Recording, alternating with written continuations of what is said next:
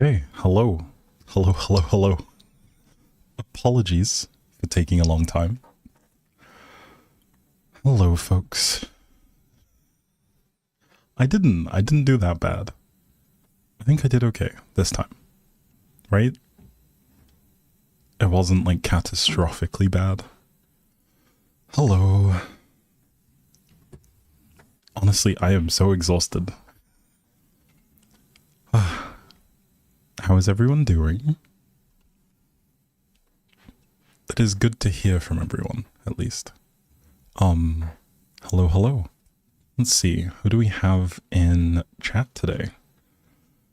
I'm scrolling. Hello Manny. Hello Holly. Hello Nicole. Hello Starry Nights. Hello Phoenix. Hello Maya. Hello Annie. Hello Daisy. Hello Jawaha. I see some people have redeemed their daily coffees. Hello June. Who else we got? Maddie, I think, if memory served. Hello Ramisa. Hello Louise. Hello Meg. Still scrolling. Hello, hello. Yes. For those of you who missed the drama, as it were, we were so I planned on getting some pizza today before going live, and so I ordered it like about almost 2 hours before I was planning on being live today, and yeah, it just took forever to actually even arrive, so that's fun. And it didn't show up until maybe a minute after I went live, so I was supposed to go live at least. So that was fun. Yeah. How is everyone doing? Hopefully everyone's had a good day. How's the food? The food was good. I don't know if it was worth the stress, to be honest. Like, I was trying to be organized, but I guess I got let down, so unfortunate, really. But, you know, we're here. We're still surviving, alas. But yeah, hopefully everyone's found it here okay. You have to stay for 10 minutes because you're on your break and it ends soon. Well, I appreciate you stopping by. Thank you for coming and saying hi. You never organized? Yes, same. I'm about as organized as if you were to take a box of M&Ms and just shake it. That's how organized I am. So, you know, it is what it is. You know, we try our best. I know there's a lot of hype for today. Hopefully folks are excited. We have, I guess this is the first time that I've done all three at the same time. So today we're going to be live on Twitch, on YouTube, and on TikTok today. So if you are one of the people who's tuned in today on TikTok, just going to direct you to the YouTube or the Twitch stream just because A, you can rewind, and with the Twitch stream you get the music, and you can also participate in the chat with the lovely people that you see on the screen. Of course, you are free to be wherever you'd like. This is more so just a recommendation on my part in terms of making sure you get a good experience. But yes, we're going to be reading today. Not just yet, but soon. Hopefully the vibes are going to be nice and calm by then, and all of the adrenaline I have in my system from chasing after a delivery person will have dissipated. Is it okay that you added your friend to the server? Of course. The server is open to everyone. So long as they, you know, they're respectful, follow the rules, etc., then it's all good. You need some advice tomorrow at work? What kind of advice do you need? Excited for this? Love me some literary fun. That's good. How far did you chase the man 2 steps? Believe me, it was a long, tedious process getting everything sorted. But you know, we're good. We're done. Easy, don't go to work. That's the best tip. To be fair, I would also choose not to go to work. You'll watch the YouTube stream after your shift. Bye. See you soon. Thanks for stopping by. Hopefully you have a good time on shift today. But yes, for the people looking for a way to find the stream after the fact, there is a command for those of you watching on Twitch, which is !VOD, that'll show where exactly you can find them. If you're on the YouTube page, you can just click on my profile and click the live tab, and it'll show all of the previous live streams. So you can find them all in one place, which is nice. Thank you, Nicole. Much appreciated. Yes, I set up a bunch of stuff, hopefully for ease of use, so that it makes life a lot easier for everyone watching.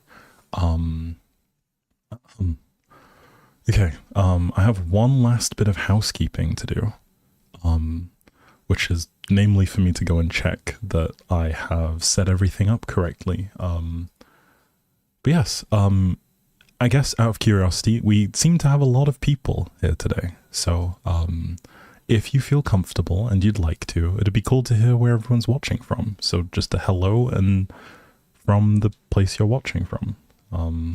Yeah. Let me know. Okay, I'm gonna really quickly attempt to fix this. I say that. Hopefully it's really quickly. It might not be on my part. Also, sometimes with like fiddling with stream settings, sometimes I end up hearing myself. And that's even more unfun. But yes.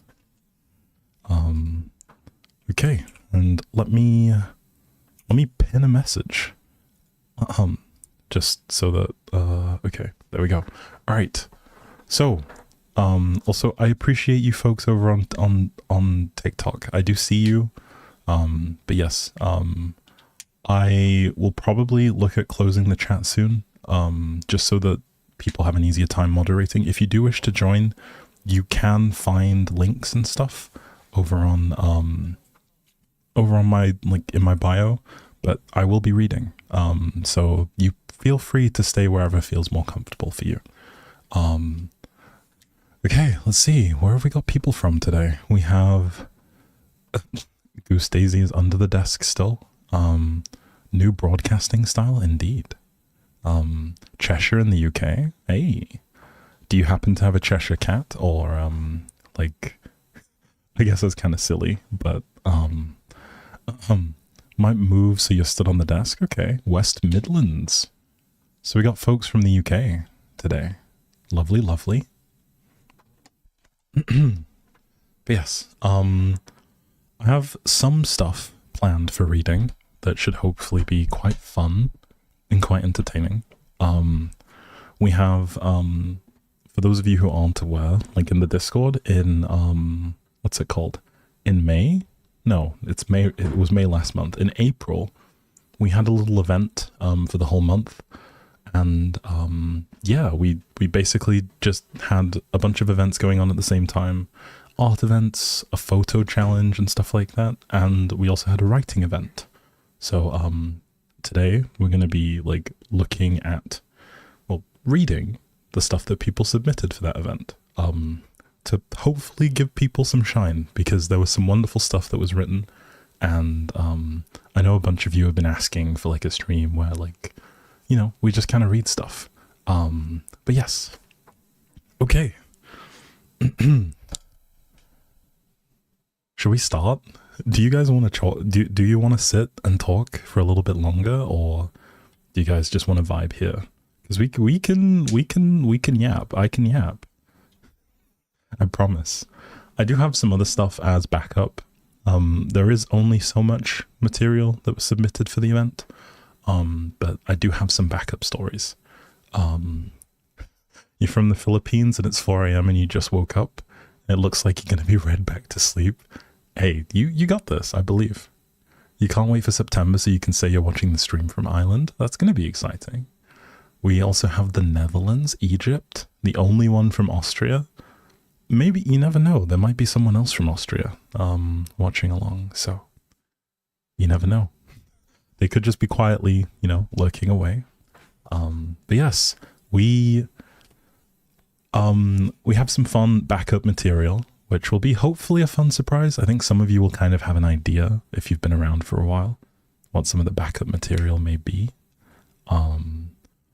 And yeah, hopefully it'll be fun. Pretty sure you're the only one from Georgia. Again, you never know. There could be a lot of people from Georgia. Also, thank you for the follow, Kitty. Much appreciated. We do have like a reduced setting with alerts today. Just because I know some people might use this as like something to sleep to. So for that reason, we will probably run with alerts playing in silence. They will still show up on the screen. No! I wasn't ready! Okay, hang on. I will let you guys enjoy this. Thank you for the... How many gifted subs was that? That's crazy. Thank you for the 5 gifted subs, June. I was just talking about how I was running reduced alerts, but then we got a hype train, so I feel like I have to. But yes, if you're someone who... It's okay, don't worry.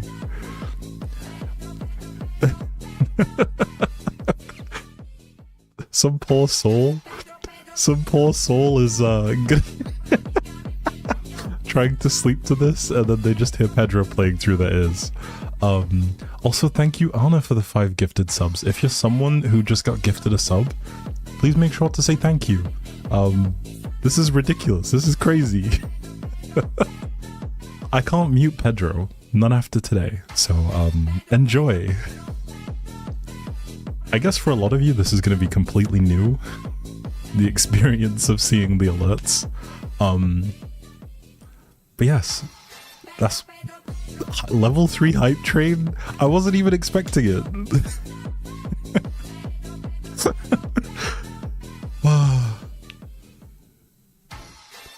You know what? This never gets old. Also, hello TikTok folks. In case you missed it, there should be a pinned message that hopefully explains things.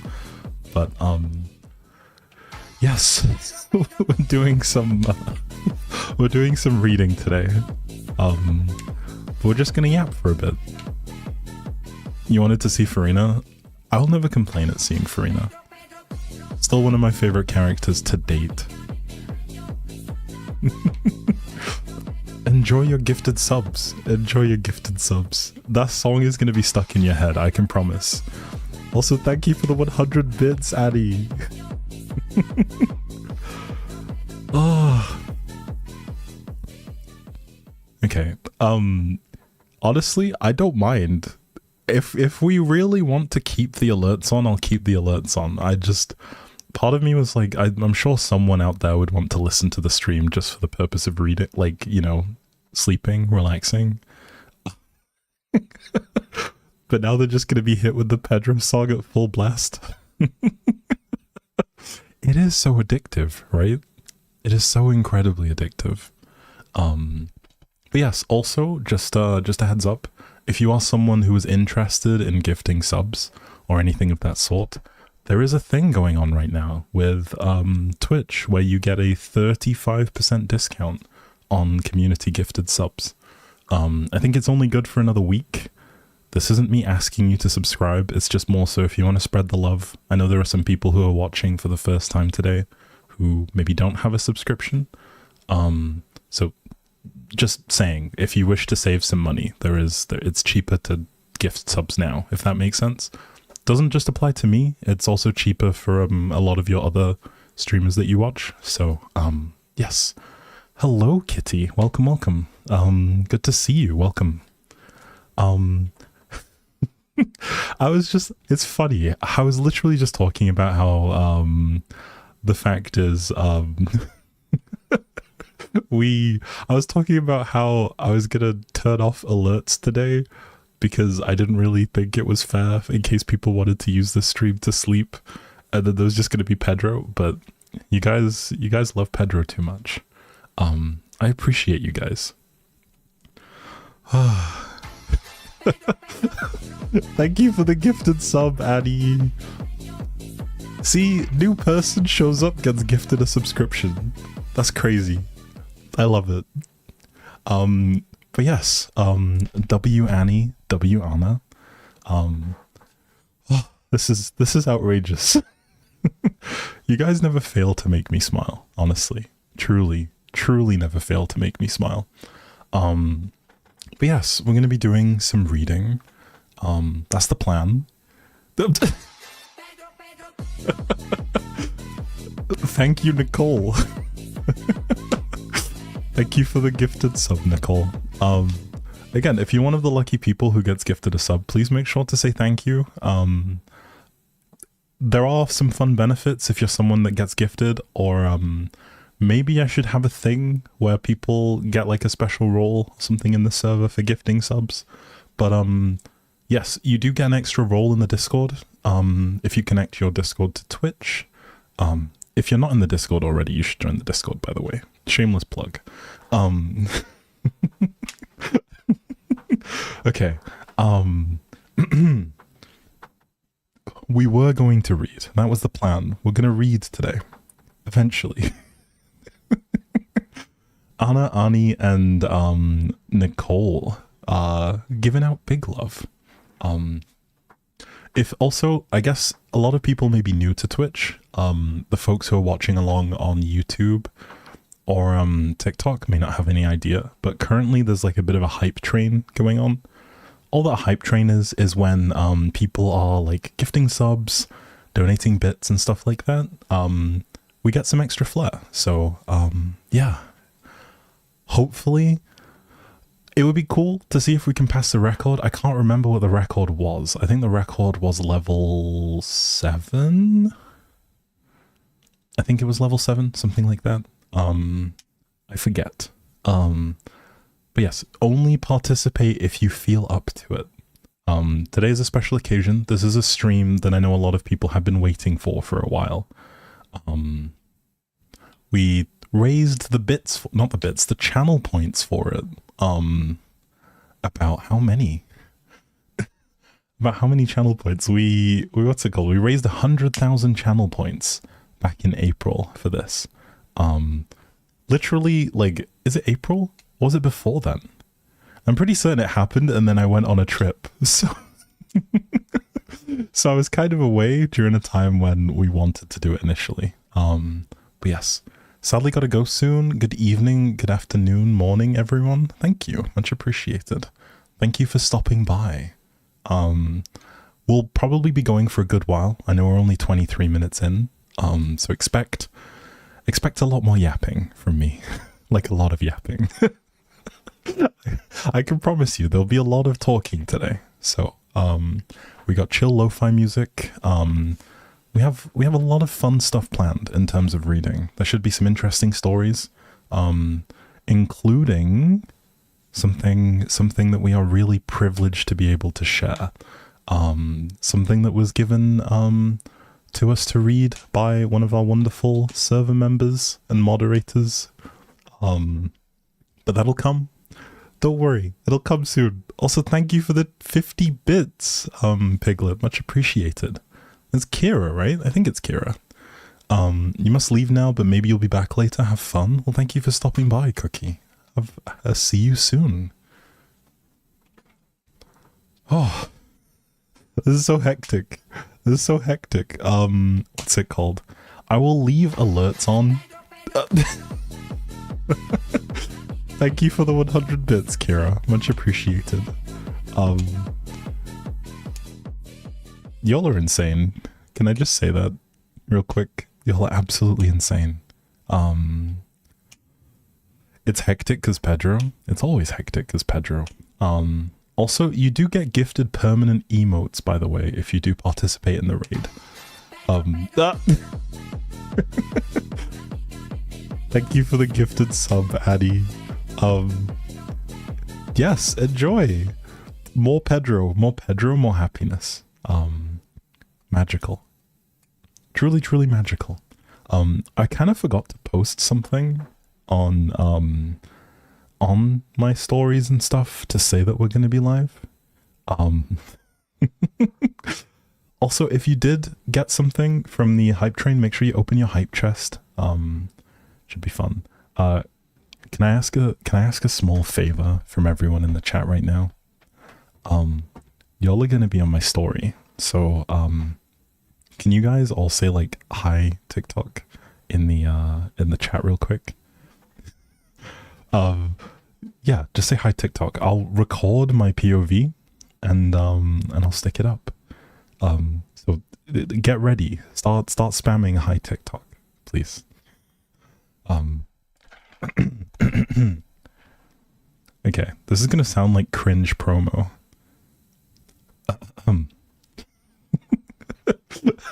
Also, thank you for the 68 bits. So we're live right now. We're currently doing a reading stream. So if you want to be there, come join us. The link is in my bio. We're also going to be live on TikTok too. So if you want to watch there, feel free. Also YouTube. Hurry, come. Look, everyone's here. Okay, I'm not going to listen to that again. I don't wish to listen to myself. Thank you. Okay, enjoy. I'll post it on my story. Okay. Alright, anyway. Thank you for the 300 bits, Tima, much appreciated. We haven't even started the reading.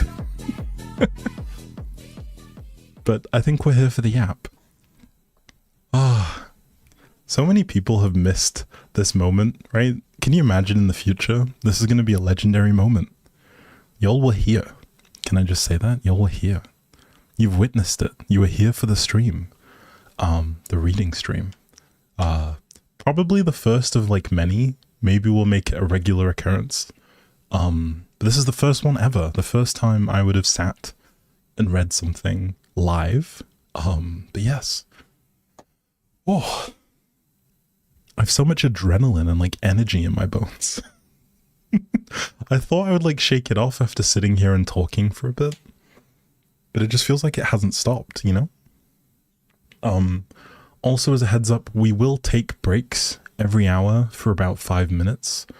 Not to do anything particularly, but just so that we can stand up, stretch legs, and take a break. Because I know I'm going to be talking for a while. I know you guys are going to be listening for a while.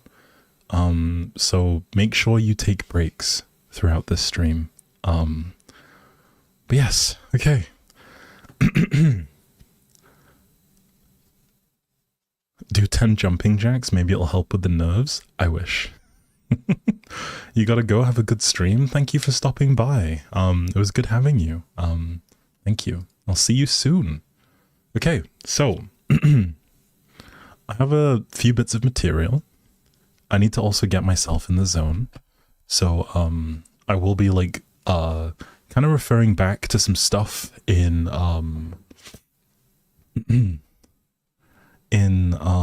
what's it called? In the Discord. So I will be kind of looking. You're not going to hydrate in the breaks. Well, you have no choice. You have to drink water. If you don't drink water, I'll find you. No, I'm kidding.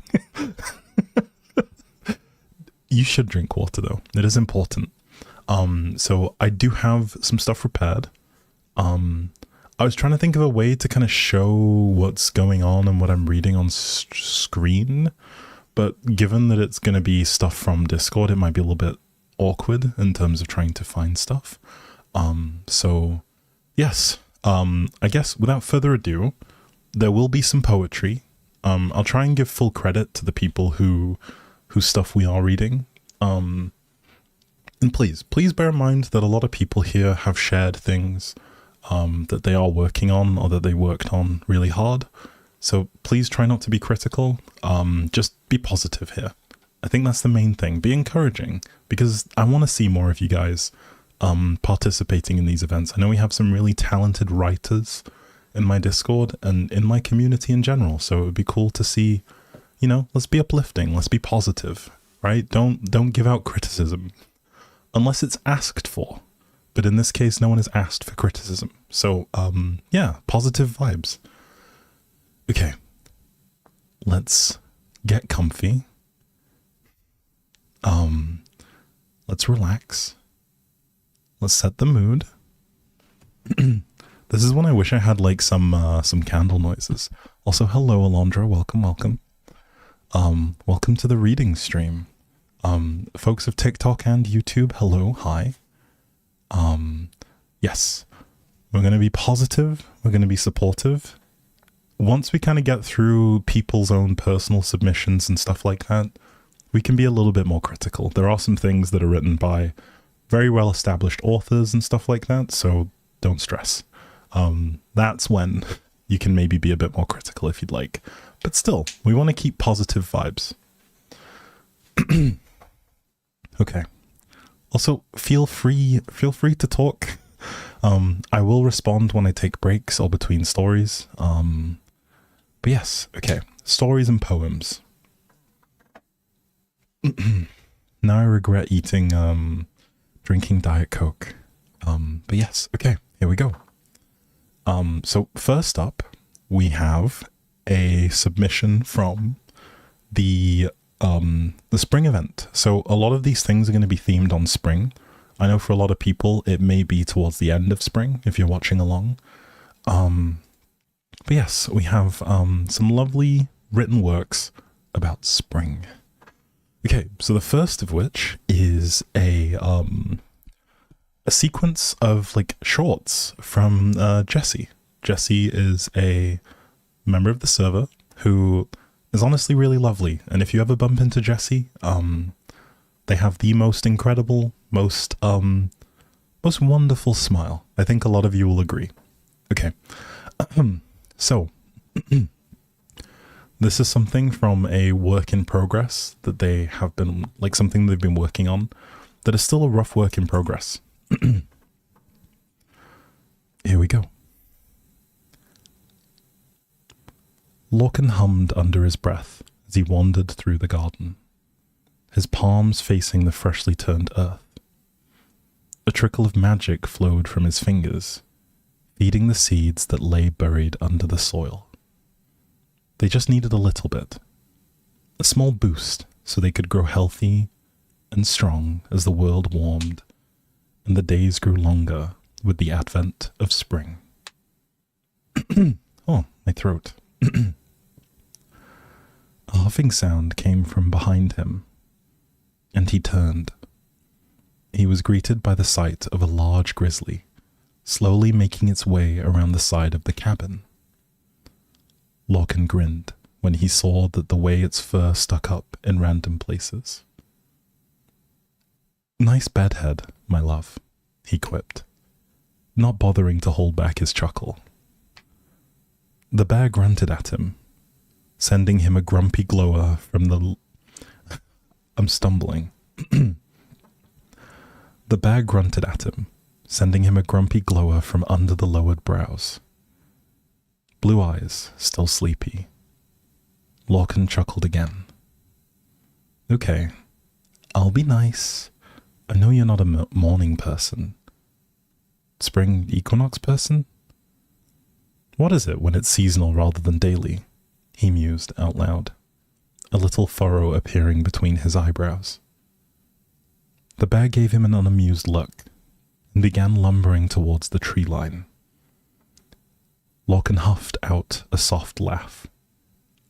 "I'll save my questions for when you're more awake. Take your time, love. I'll be here in the garden for a while." The bear grunted, this time a sound of affirmation, before disappearing into the trees. Lorcan turned back to the waiting garden, weaving his way through the plot of earth as he began to hum again.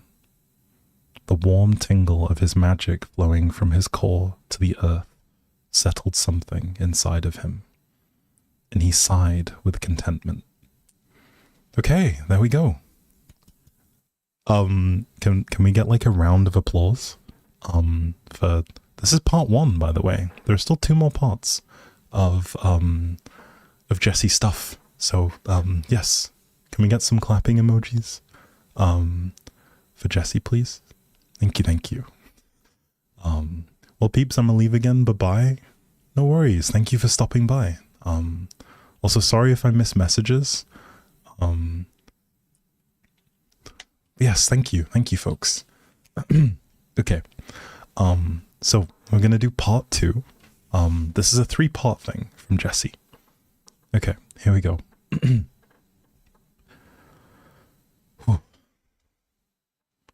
It It took about an hour for the trees to whisper to him that his love was returning. He turned his head and smiled broadly as Carson stepped from between the wide trunks, his jaw cracking with the yawn that escaped him. His t-shirt and his jeans stretched across his thick frame. He walked straight to Lorcan and wrapped his arms around him, resting his cheek on top of Lorcan's head. "Good morning, love," Lorcan said, wrapping his own arms around the much larger man's frame. "Feeling more awake?" Carson hummed, and it rumbled through Lorcan's body. "A little. The first day of spring always gets me," he yawned, and Lorcan grinned. "I know it does. I'll try not to be too annoying today." Carson exhaled a quiet laugh. "You're never annoying." Lorcan snorted. "Uh-huh. That's not what you were thinking an hour ago, before you went off into the woods to get away from my questions," he said, the smile evident in his voice. Carson just shook his head, the movement shifting the messy bun Lorcan had put his teal hair up in the morning. They stood that way for a few moments, soaking in each other's warmth, before Carson pulled back a little. He looked around, and a pleased rumble rose from his chest. "You've done a lot with the garden," he said. Lorcan heard and felt him pull in a deep breath. "I can already smell the green of growing things. What you do is amazing, my love." Lorcan grinned, pleased at the praise. "It gets easier every year. I think the plants remember me." Carson pressed a kiss to the top of his head. "I'm sure they do. You help them so much every year. I'm sure they're so happy to see you." Lorcan felt his cheeks heat in an uncharacteristic blush. "It's mostly the season that does the work.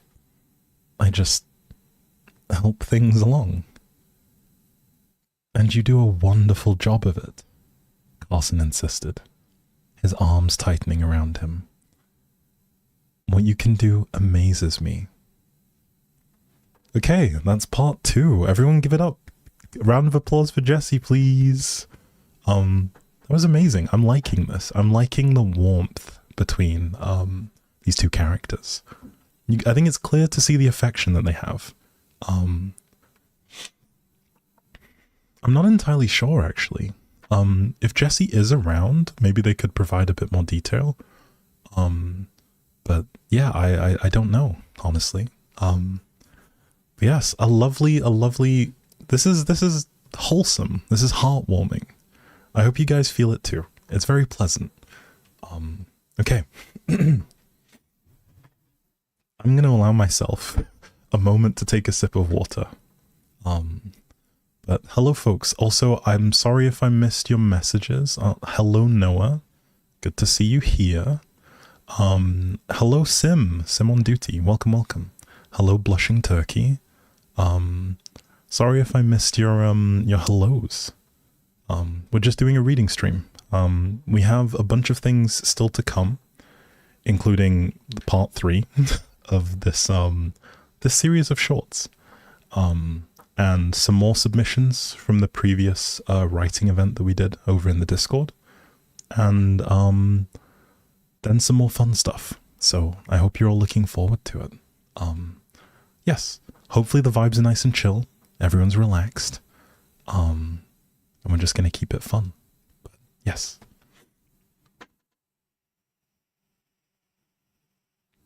Oh, water is so good. Okay. Let us settle down and be ready for part 3. This is a bit of a shorter part, but hopefully a nice conclusion, I think. Okay. Lorcan pressed his smile into Carson's chest. "Thank you, my love," he said softly, doing his best to accept the words. Carson hummed, holding him tighter. After a moment, he released him and stepped back, instead grabbing one of his hands. Do you need more time here, or can I convince you to come inside and help me make some breakfast? I'm starving. He patted his belly, which rumbled on cue. Lorcan laughed, the sound free and full of joy. Of course you are, silly bear. Come on, I have plans for pancakes and bacon and sausages and eggs. Sound good? Carson grinned. You do love me. Lorcan's expression softened, the joy now mixed with unwavering adoration. Always. Okay, there we go. That's part 3. Honestly, I really enjoyed reading that, and thank you, Jessie, for sharing it. I guess one final round of applause for Jessie, please. Wait, final makes it... You know what I mean? Like, one last, because they submitted 3 pots. I feel like they deserve some credit. So hopefully they catch this. I really like the dynamic and the warmth between these 2 characters, and how it's kind of playful, kind of silly, you know? Welcome back, Kitty. Also, do you guys like the little emote wall? I figured I'd give you guys something interesting to see on the screen, because I know that when it is just me talking, sometimes there's not a lot going on, so at least hopefully this way there's a little bit more for you guys to interact with. And so when you are sending the emotes, yeah, you guys can see that, hopefully reflected across all platforms as well.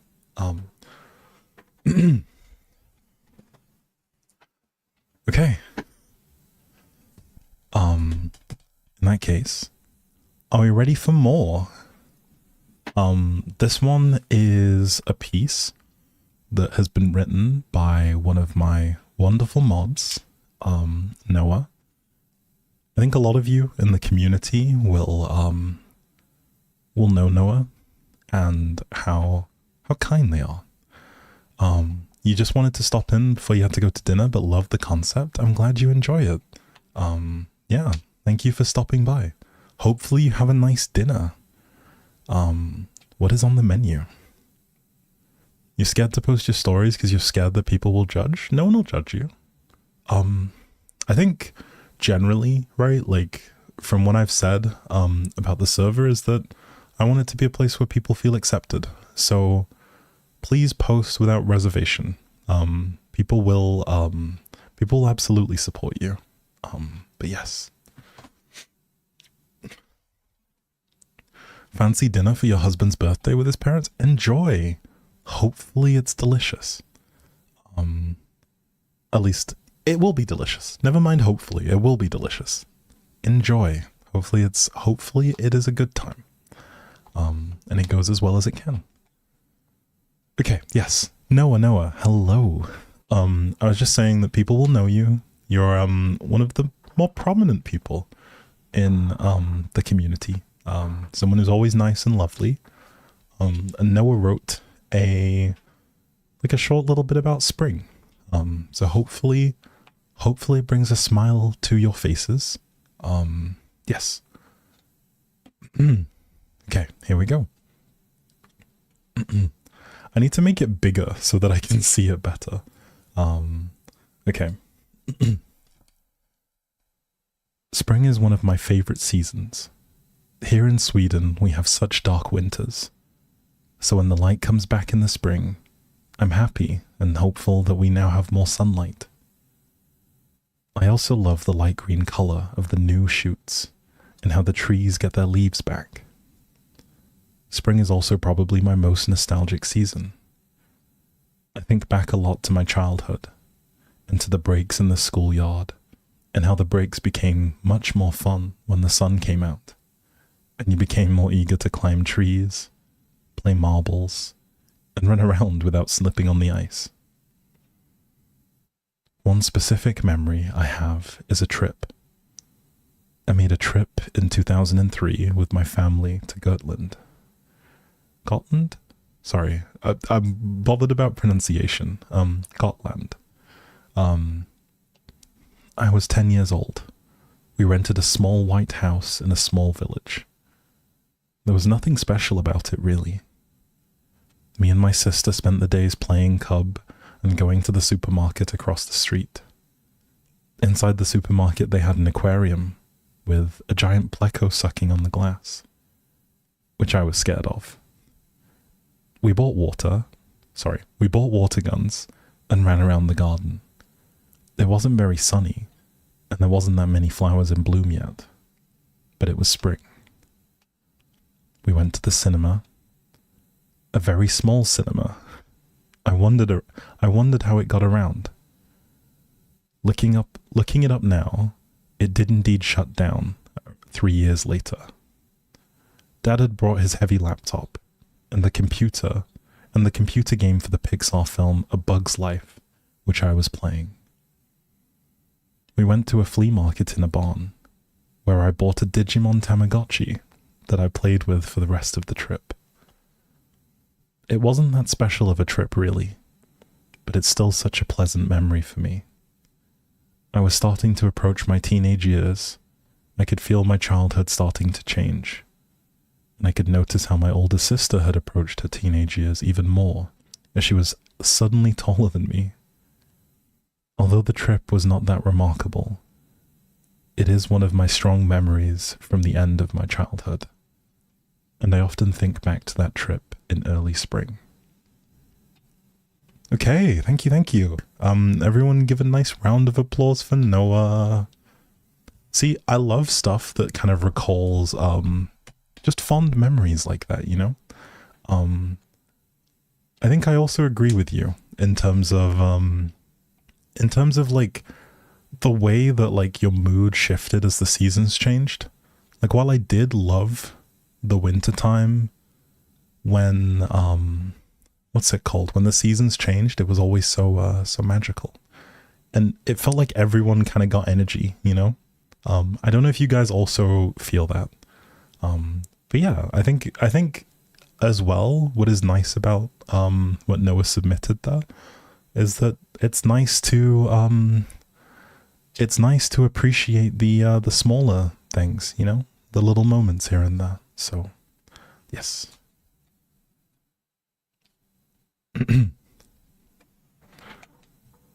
Okay, perfect. All right, let's keep it rolling. You hate your insomnia, you can't sleep?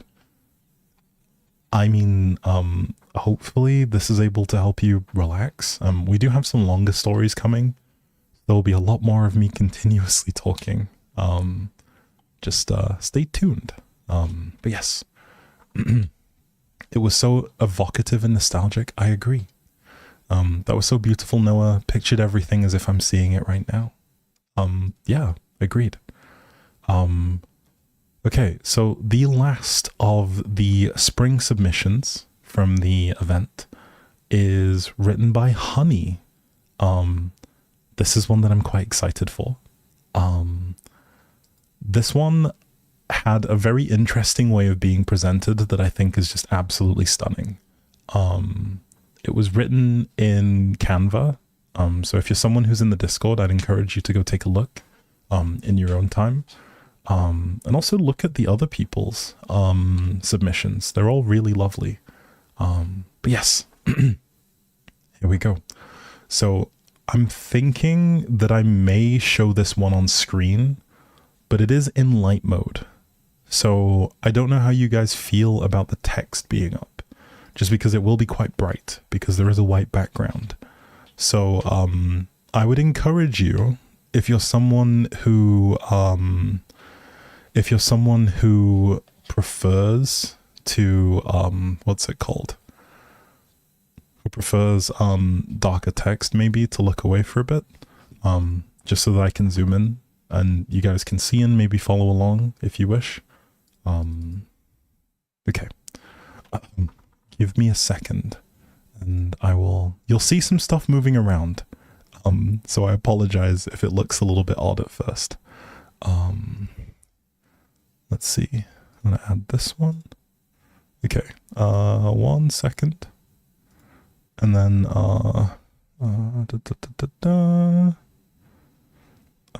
okay. Hopefully this works okay. I don't know if you guys are able to see this fully. If I move it over, I know we kind of end up with the separation on the side, but hopefully that should help in terms of you guys being able to see. Okay. Okay, this isn't too bright for anyone or too dazzling. I will put it back to the usual background after this one. But I just kind of wanted to showcase this because I thought this was really fun. So somewhere in the night, a firefly lights up. That's what it says at the top. Okay. Then the first bit of text says, legend has it that a rose sprang from the dragon's blood. Since then, every spring bolds a story, waiting quietly among the books and petals. This is one of them. Okay. Right. Settle in. Be ready. Relax. And let's begin. Barcelona's streets bloomed into a celebration as April drew to a close. One of the city's most beloved dates was approaching. Sant Jordi. Maya was placing the last decorations when the sound of the small bell at the entrance of her bookshop announced a new customer. "I'll be right there," she said cheerfully. She brushed her hands clean and made her way to the front, only to find no one there. Instead, a small envelope sat on the counter, marked with what looked like a coffee stain. On the back, her name, Maya, was scribbled in shaky handwriting, as if the writer had hesitated to write it. Her fingers trembled slightly as she picked it up. It wasn't common to receive letters, much less handwritten ones. She held it for a few seconds, unsure if she should open it. The way her name was written seemed to challenge her patience. Who would want to connect with her in such an old-fashioned way? But a part of her, the most romantic part, bubbled up inside her. Maya sighed and tucked the letter into the back pocket of her jeans, promising herself she'd keep it there until she was home. She sat on the windowsill with the letter still unopened, having spent the entire afternoon wondering who could have written it. She placed her cup of tea beside her and finally gave in. Her heart was pounding against her chest, and a strange tingling sensation spread through her body. Her curious eyes began to trace the words with eager intensity.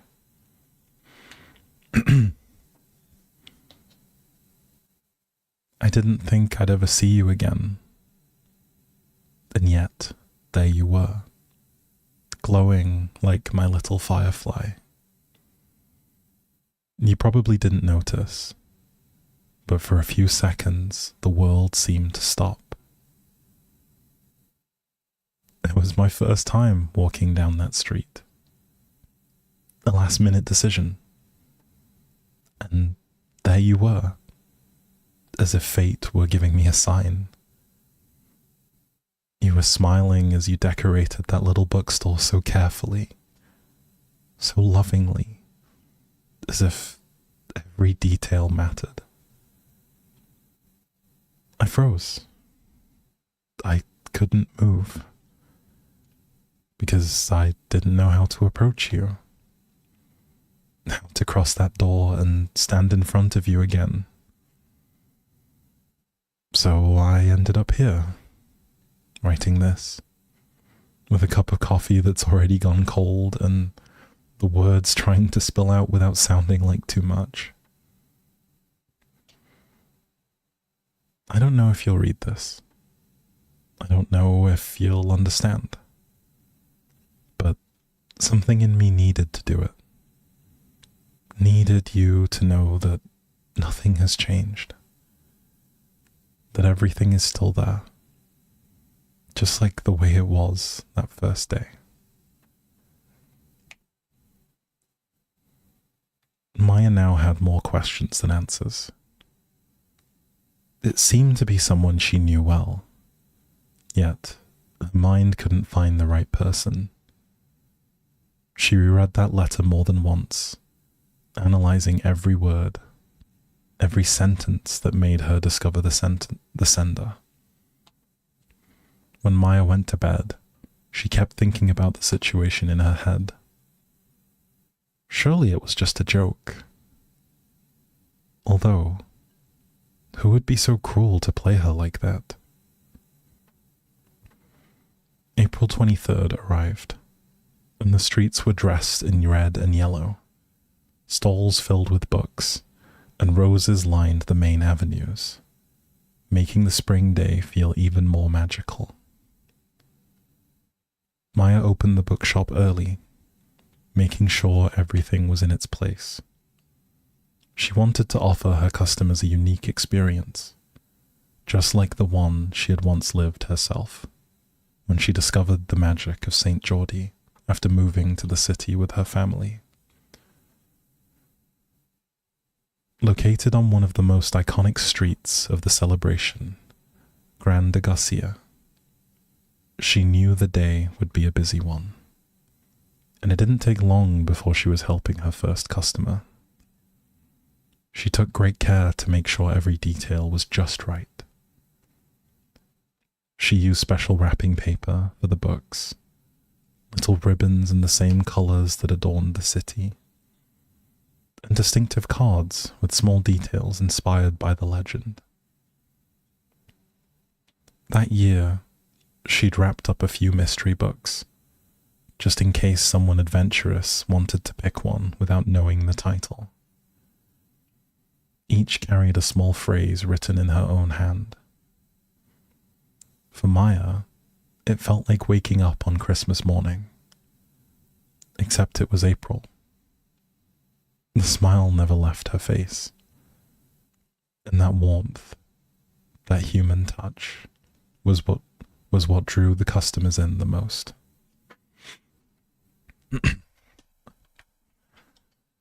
She had spent the entire day helping people, finding the right book based on their tastes, and even a few curious souls had chosen one of her mystery books. But there was something else in the air, something even she couldn't explain. Watching all those couples, each with their roses and books tucked under their arms. The way some of the boys went out of their way to get the exact book their girlfriend had mentioned. It all made Maya wonder when it would be her turn. Though she wasn't in a rush, and the happiness of others truly made her heart full. A small part of her still longed for the day she could experience St. Geordie from a different place. From the place of love. She had to let go of the thought when an older couple walked into the bookshop. They were holding hands, and the woman carried what looked like a whole bouquet of roses, as if they had wandered the streets searching for the most beautiful ones. The man was looking for a specific book, so Maya guided them to the back of the shop to help them find the title. While she was showing them other books... Sorry, I'm losing my focus a little bit. Let me try again. While she was showing them other books, like the one they'd already picked, the soft chime of the door made her glance up briefly. A tall man had entered, wearing a grey cap. A few brown curls peeked out from underneath, but she couldn't see much else, just the back of his denim jacket. "Give me a second, and I'll help you find whatever you need," she called out quickly, before turning her attention back to the couple. It didn't take more than 5 minutes, but when the three of them returned to the counter, there was no trace of the man. Maya sighed, trying to brush it off. It wasn't unusual for people to come in just to look around. While she was wrapping the couple's purchase, the woman spotted a red rose sitting on the counter next to a small envelope. "Oh, darling," the woman smiled at the young girl. "I think you've got an admirer. It's so romantic." Maya followed her gaze. Her skin prickled the moment she spotted her name again, written in the same shaky handwriting. "No, I think it's just a joke. It's not the first one I've received," Maya replied, trying to dismiss it, though her heart had already begun to race. "I think someone picked the perfect day to open up their heart," the woman added, winking at her playfully before leaving the bookshop with her husband. Maya lingered, her eyes fixed on the gift with a hint of hesitation, as if the moment she touched it, it might vanish.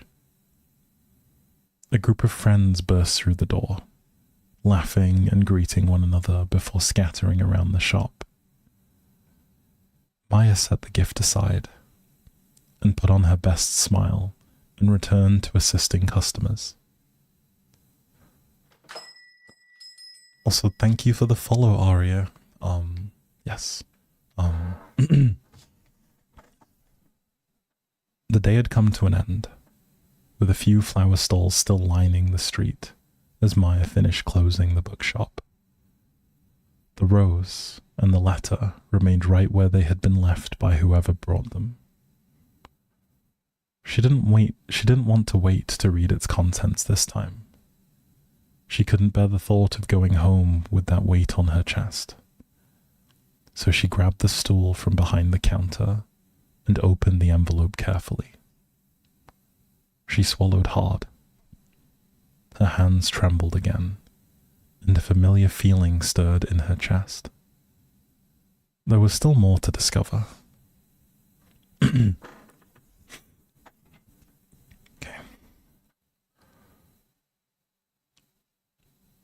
Yesterday, I thought I'd have the courage to walk through that door.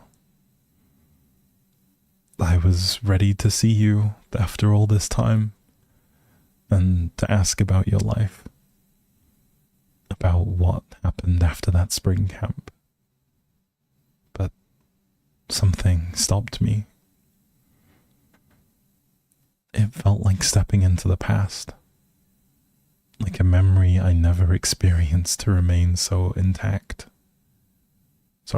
Like a memory I never expected to remain so intact. But I can still see you by the lake, sitting at the edge with your knees pulled close, talking to me about something I can't quite remember, because the only thing I could focus on was your smile. The sun had drawn little freckles across your nose, and your hair tumbled over your shoulders, tousled by the wind. You always spoke with your hands, and I was just not understanding half of what you said, because just listening to you was enough, Maya. Just seeing you was enough. Yesterday I saw you again, under the light of the setting sun. Your hair is shorter now, but your smile still looks the same, like one of those pieces of art that takes your breath away without reason. Then for a second, I was there again, by the lake, with you. You probably don't remember me, but now I can't stop thinking about you. The words echoed through Maya's memory, as if she could only see blurry images. Oh, hang on 1 second. TikTok thinks I'm inactive. Okay, sorry. Kind of an unintended comedic break, but here we go again. The words echoed through Maya's memory, as if she could only see blurry images. Part of her life had become like that, faded, softened by time. But there was something in that letter, in the way it was written, that warmed her chest, as if the sender had poured time and tenderness into every word. Her skin prickled. Not from the cold. Not entirely. It was a different kind of shiver, one that started in the heart. "Who are you?" she whispered, looking up at the ceiling, as if the answer might slip between the bookshelves. Beyond the glass, night had already fallen. She put the letter away carefully, picked up the rose, and began turning off the lights one by one, leaving the bookshop wrapped in that unique quiet that only exists after reading something that stirs your soul. As she stepped outside, a gust of fresh air swept her hair back. Spring night still carried a shy chill that crept through light coats. She rubbed her arms, still trying to pull herself together, but then, right at the edge of the street, something caught her eye. 2 small lights flickered near her feet. Also, thank you for following, Hello Bookworm. Welcome. Good to have you here.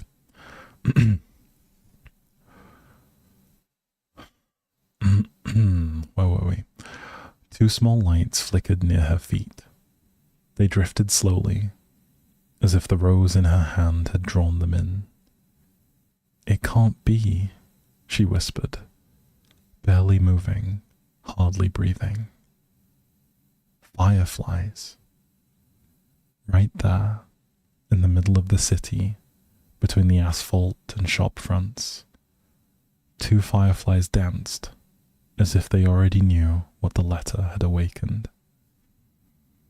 And for the first time in a long while, Maya smiled for no reason at all.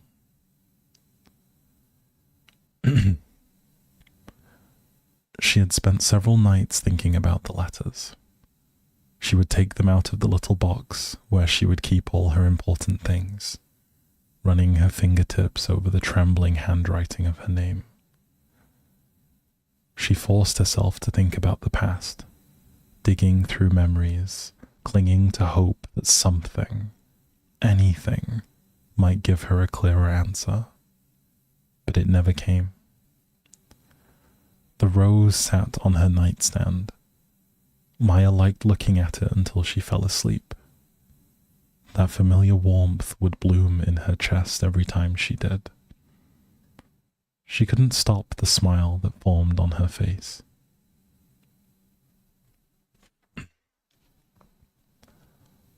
On the Monday after St. Geordie, the city began to return to normal. Even Maya. She was arranging the new titles that had arrived that morning, the scent of fresh books being one of her favorite things. She made sure to clean the window display before hanging a garland of dried flowers she had made in her spare time. The books looked beautiful, thanks to the care and attention Maya put into everything she did. She stepped outside the shop, needing to make sure the atmosphere she had created was up to her standards.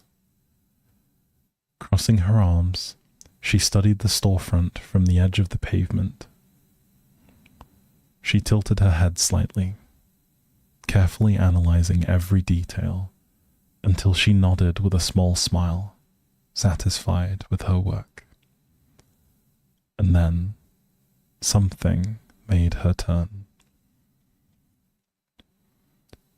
Maya didn't know exactly how long he'd been standing there, but the moment her gaze crossed the street, she saw him again. That tall figure, the same denim jacket, the grey cap. He stood still. His eyes shifted away. His body language changed instantly. There was something so familiar about him. A shiver ran up her arms, not from the cold, not from the soft spring breeze, but from that strange kind of intuition that rises from deep within the soul, as if a new story were about to begin. She was ready to cross the street, to speak to him, to ask if he'd been the one behind the letters. But he didn't hesitate. He turned and walked quickly to the other side of the street, disappearing into the crowd of shops and tourists. Changing in my seat. Whew. This is really, really good. I'm loving this. The scent of coffee still lingered as Maya returned to the bookshop. She'd only stepped out for her usual afternoon caffeine fix, but something at the door made her freeze. There it was. Another letter. The same trembling handwriting. Her heart skipped a beat. She picked it up carefully, almost as if trying to protect it from any harm, her fingers tingling at the simple touch of the paper. This time, she wouldn't wait. She rushed inside, the door shut behind her, and leaned against it for a moment, as if the shop were her own little world, safe from everything else. She made her way to the far corner behind the counter, sat down on the floor, arms wrapped around her knees, her breath quickening in the quiet that now surrounded her. She tore the envelopes open with care. She couldn't pretend any longer. She'd been waiting for this moment.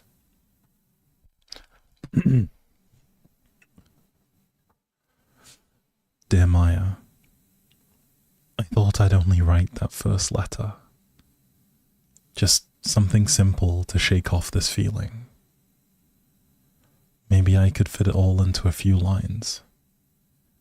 But there are things you carry inside for so long that once they begin to surface, they need space to breathe. Like memories, like feelings, like you. That spring was different. That lakeside camp far from home, with long days and nights that smelled of damp earth. There's something I've carried with me since then. Something that shifted how I saw the world, even at just 12 years old. And it was all because of you. I never knew how to tell you. Maybe because back then I didn't have the words. Or maybe I was or maybe I was afraid that you'd think I was silly. Like so many things I kept to myself. But now I'd like you to know. There was one night when everything felt too heavy. The other kids had spent days mocking me.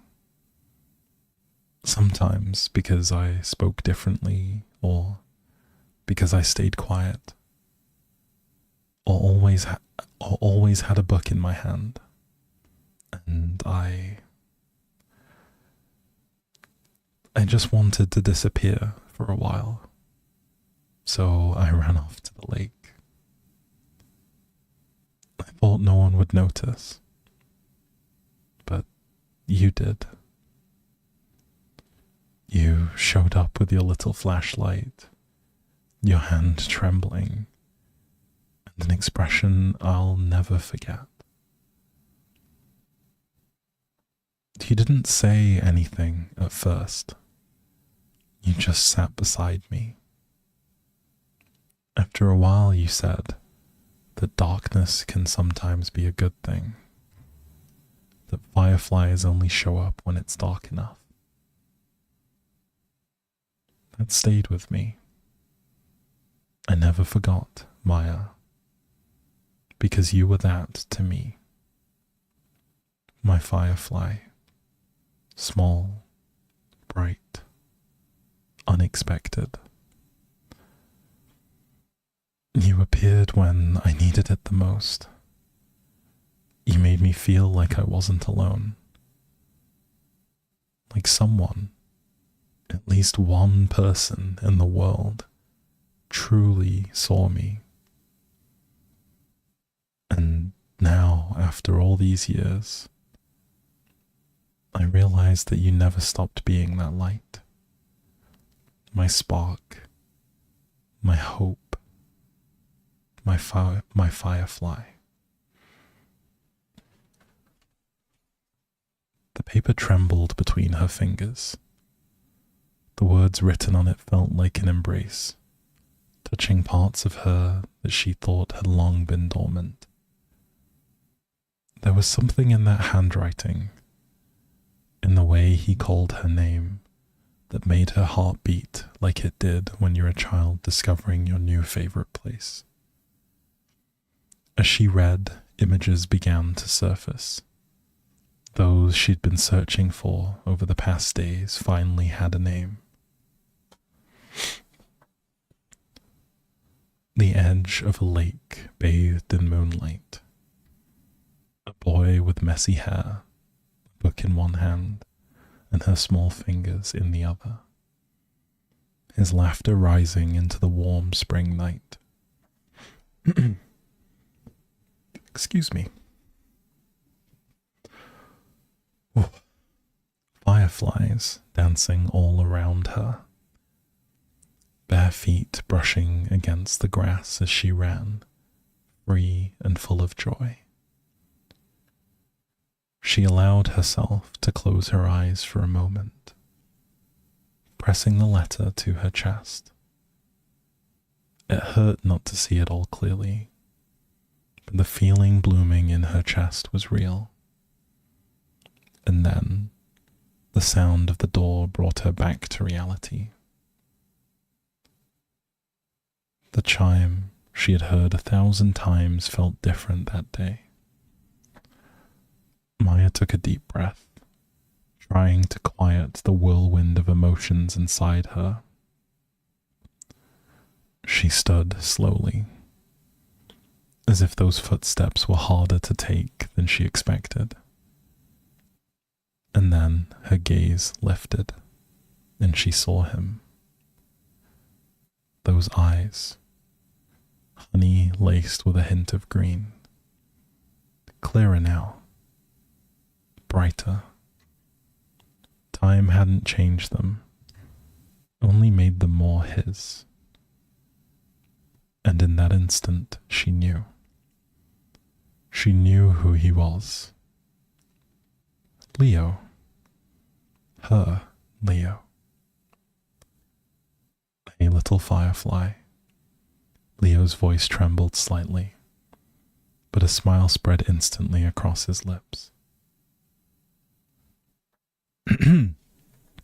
That is the end, folks. Wow.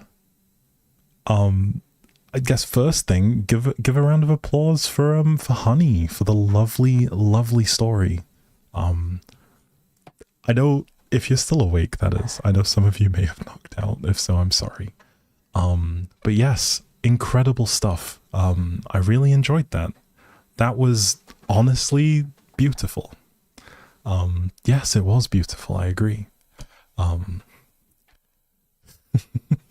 she is so talented. That was incredible. You almost fall asleep though, but you're still awake. All good. Don't worry. But yes, that was a lovely one. I enjoyed that. I think the presentation was also something that I think made it feel really special. I like the inclusion of the letters. Um, Also, this was so long, like, but in a good way. Like, yes, absolutely. Um, wow, incredible. Um, ah, exactly. Everyone's begging for more. Yeah, it was incredible. They did a good job. Um, if you are someone who's in the Discord, if you're not, you should be already. Shameless plug. Um, I'd strongly encourage you going back and looking at the previous event stuff in the server. You can find them in usually the archive section. You can find some incredible written pieces of work by some of the server members in there. Um, but yes, there that is kind of the end of the stuff that was planned initially, like the stuff from the server. We do have some more stuff that I want to do. Um, I do wish to keep this going for a little bit longer. We gotta maximize our time. I know you guys have been waiting for this for a while, so yes. But I think this is a good moment to probably prepare to take a break. Also to kind of catch up people who may not have been here since the very beginning.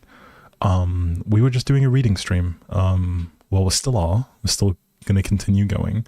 But we've started off with some wonderful short stories and poems from people in the server who submitted them for a spring themed event. If you are someone who is interested in writing or writes for yourself, it would be cool to see you share that with us. I think if you can tell, the reception has been incredibly positive to all of the works we've read today so far. So yes, there's a lot of love, and I promise you it's free of judgment. But yes, that's what we've been doing. We've just been reading some of the stuff that people in the Discord have written. We are going to be taking a break, namely for me, so that I can get some water. But we'll take a 5-minute break. There'll be a timer on screen. I'll play some songs too. I encourage you to also take a break. We won't be going anywhere. There will still be plenty more time and plenty more stuff to read. But yes, I encourage you to also take a break, maybe get some snacks. And also, as important as it is, stand up, stretch your legs, stretch your limbs. It's like a writing club, not entirely. This is more so just stuff people have shared to my Discord. We're not necessarily a writing club. We're just a community of people that happen to listen to my audios. But yeah, it's good fun. I'd recommend, if that's something that interests you, to come and get involved. And hopefully we can do some more fun events. There will be a timer on the screen to let you know when we're coming back from break. I'll also put a timer, and whilst I'm away, I will run some ads.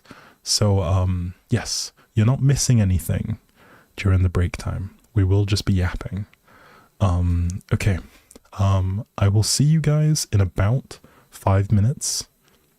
I encourage you to please take care of yourselves, get some water, and I will see you guys very, very soon.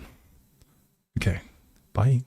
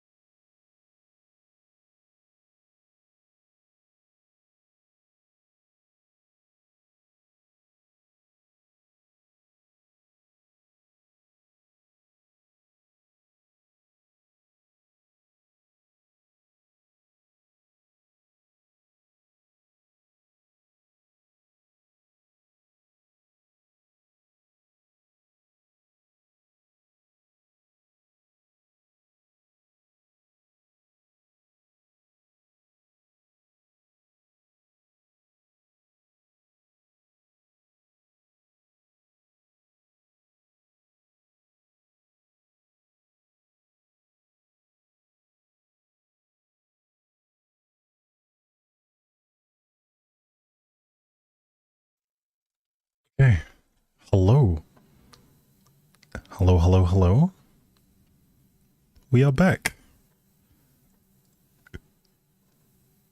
I figured I'd play some nice music in the break so that it feels a little bit more, what's it called? A little bit more chill, a little bit more vibe. Listen, I had the timer on the screen. I even had my volume change. You guys are a bunch of scaredy cats. That's what's going on here. But yes, we are back. We have a couple more things that are part of the scheduled plans. And I'm excited to share them with you. These are some things that were submitted after the fact. But some things that I think would be incredible to share with you all. But we will get to those in a minute. I know that we've been doing a lot of kind of, reading. There hasn't been a lot coming back from me. So I figured I would open the floor for us to talk a bit. And just kind of have a little bit of a chat. Because, it's been a little while. And I've just been sat here talking and you guys have been listening. So I figured I would open the floor to you guys. But yes, you have to go. Hope everyone has an amazing day. Thank you, Manny. See you soon. You wanted to bunk? Listen. The bunking is disabled just because, what's it called? This is a bit of a special one. And too many sound effects will make it a little bit hectic. You listened to you and wrote your own little story? Awesome. I'm glad. Nice. This is also probably going to be the latest that a lot of people have been seeing me live, right? Like, especially over on like TikTok. I know YouTube and Twitch will be a lot more used to it. But yes, it's been magical, honestly, truly. I've enjoyed this. So it would be cool if you, as someone who has a question, can we have a Pedro dance party before we go? Oh, we still got time. Trust. Don't worry. We still got time. We might be able to. I think that could be a fun thing. Will there be more stories from members tonight? Yes, we have 2 more that I wanted to share. And then we're going to be reading some stuff that is a little bit out there, but I just kind of ask you to bear with me. But yes, honestly, I guess as much as I can, I would encourage you guys who are in the server and do write. If you wish to share your stuff for the next time there is an event, please look out for the events. It's a good way of, I guess, testing yourself, really. I can't tell you when the next writing event would be, but yeah. Fingers crossed.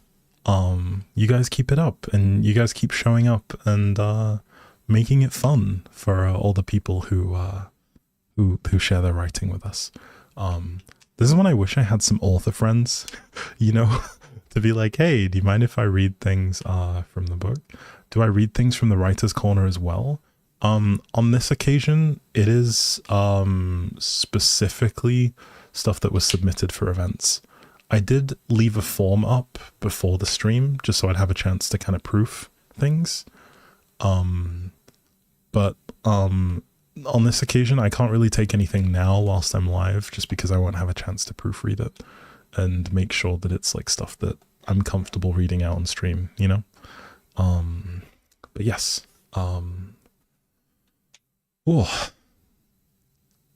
there's a mouthful, right? Like a lot of reading today, but I think we've seen some pretty interesting things already. Some really amazing work from some really talented people. I hope even if they're watching this after the fact, they see that there was a lot of love for their work in the chat today. But yes, what is Writer's Corner? It's a section of the Discord, so don't worry. Yeah, section of the Discord where people can talk about their writing, ask for feedback, and also share stuff.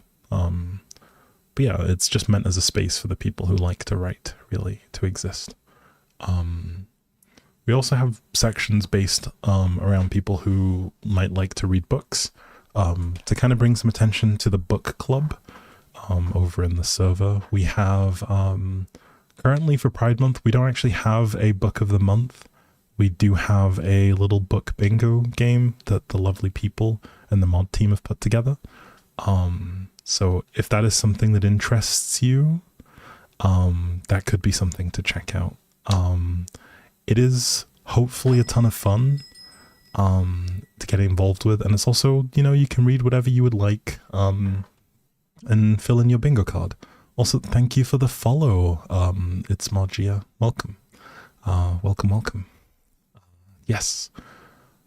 It's been cool seeing so many new faces today. I know that this is a first in terms of the type of stream, but I hope it's floating your boat, and this is a fun watch. We're definitely going on a lot longer, later even into the day than we usually do. But yeah, it's truly a pleasure even. So because we ran a bunch of ads during that break, we do have no pre-rolls for the next hour or so, meaning that am I going to stream 5 hours? I wish. I wish I had the energy to stream for 5 hours, but I don't. I think at best, the longest we'd maybe go is 3, if that gives an estimate, but I doubt we'll get there. It just depends on how we're feeling, really, energy-wise. But I do intend to try and go for as long as I comfortably can. It is also very late for me, yes. It is coming up on... it's 10:20 p.m. Night. So it is slowly getting later and later, and I am aware it is Saturday. I think what I may do is look at doing these a little bit more often, so that we could kind of just take it easy, and do it like, you know, shorter but like more frequent, and then people can share what they like. Okay, so we have a couple more things that have been written by some of the wonderful people in the server, one of whom is another really prominent member and one of my moderators, the wonderful Nicole. Now, they've been working on something, and they have given me permission to share it with you, and hopefully you all enjoy it. Again, I'd love for you to keep the vibes positive, encouraging, and wholesome. Nicole's worked very hard on this, so yeah, let's uplift them and let's enjoy it together. Also, do you guys prefer when I show the actual text that we're reading from on the screen, or do you prefer just to hear me speak? Would that be better? That's a question. You can answer whichever way. It's just more so like, do you guys prefer the please with the screen? Okay. Alrighty. I can do that. No worries. Okay. You want to read too? Okay. Gotcha. Can do. Alright. Let me make sure that everything is in order. So again, this is something that comes from a bit of a work in progress. So yes, give us a second and we'll warm up. It's okay. I promise it'll be okay.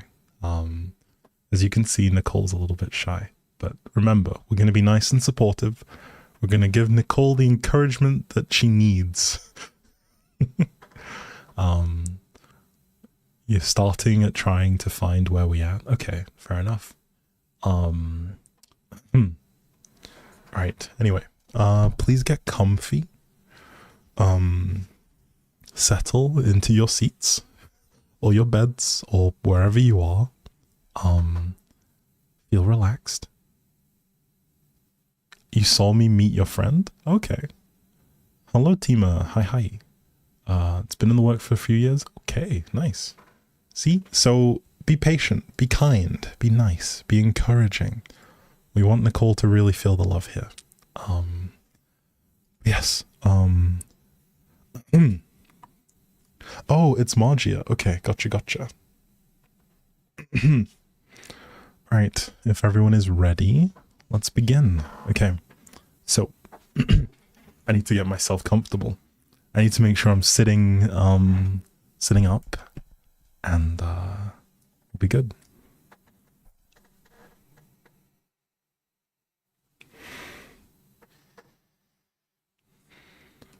Oh, okay. Stretching. Okay, I will show what's going on the screen, just for the people who do wish to read. If you're someone who prefers just the voice, feel free to like turn the brightness down. I can't really do much about the actual color scheme that we have going. But yeah, feel free to turn your brightness down if it helps and makes life a bit easier. And let's begin. So it should hopefully show up. Hopefully this is okay. I will nudge it a little bit so it's a bit away from the chat. So you guys should be able to see now. But yes, you're back and then able to sleep. It's all good. If you'd like, feel free to stick around. I won't be switching. We won't be hosting anyone else after today's stream, or raiding. So if you do feel comfortable enough to kind of just knock out, fall asleep in here, it's all good. You can just chill. I won't be switching into, you won't be switched into another stream. So feel free to just relax. Okay. Alright, let's begin, shall we? Get comfortable, settle down, and here we go. Chapter 1. Looking out the window that is streaked with raindrops, I watch the clouds moving so peacefully. The people on the sidewalk walking fast to get out of the rain, but somehow still enjoying the day with smiles and laughter. The trees flowing with the wind, not too hard, but enough to make the leaves shake with every gust that passes through them. Placing my head gently on the window, I feel the cold glass on my forehead. The rain starts to pick up. The window that was streaked with raindrops just a few moments ago is now flowing with constant water.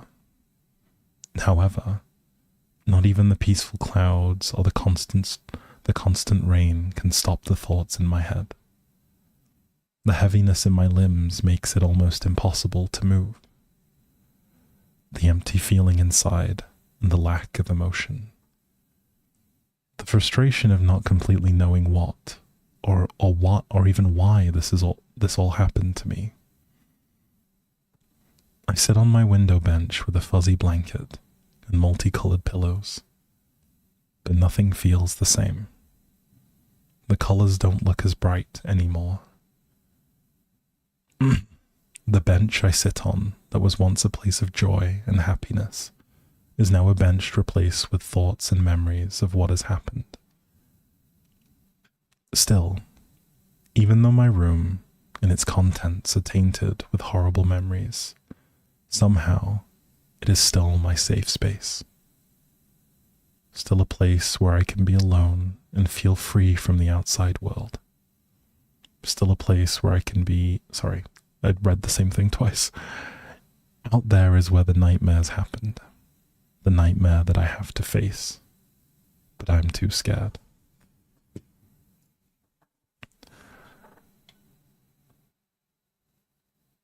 Watching the rain is peaceful, and the clouds are moving swiftly, but at a steady pace. It's calming, to say the least. There is no thunder, no lightning, just the flow of rain soaking the ground and flooding the streets. As I sit here with my head rested on the window, The cold surrounds me. The blankets that I'm under are not able to keep me warm. I turn to look at my bed, which wasn't far from the window bench. I see the big red and black comforter, red rose pillowcases, and the white bed skirt that surrounds the bottom of my bed. It looks so peaceful and warm. It looks inviting. I finally mustered up the strength to move, but as I get closer to my bed, all I can think about, is the torture, the helplessness, the sound of my own screams, the dark silhouette of your face, the pain I continue to feel. The tears begin once again to stream down my face like a waterfall. I fall to my knees and lay down on the floor beside my bed. I reach up and grab my pillow.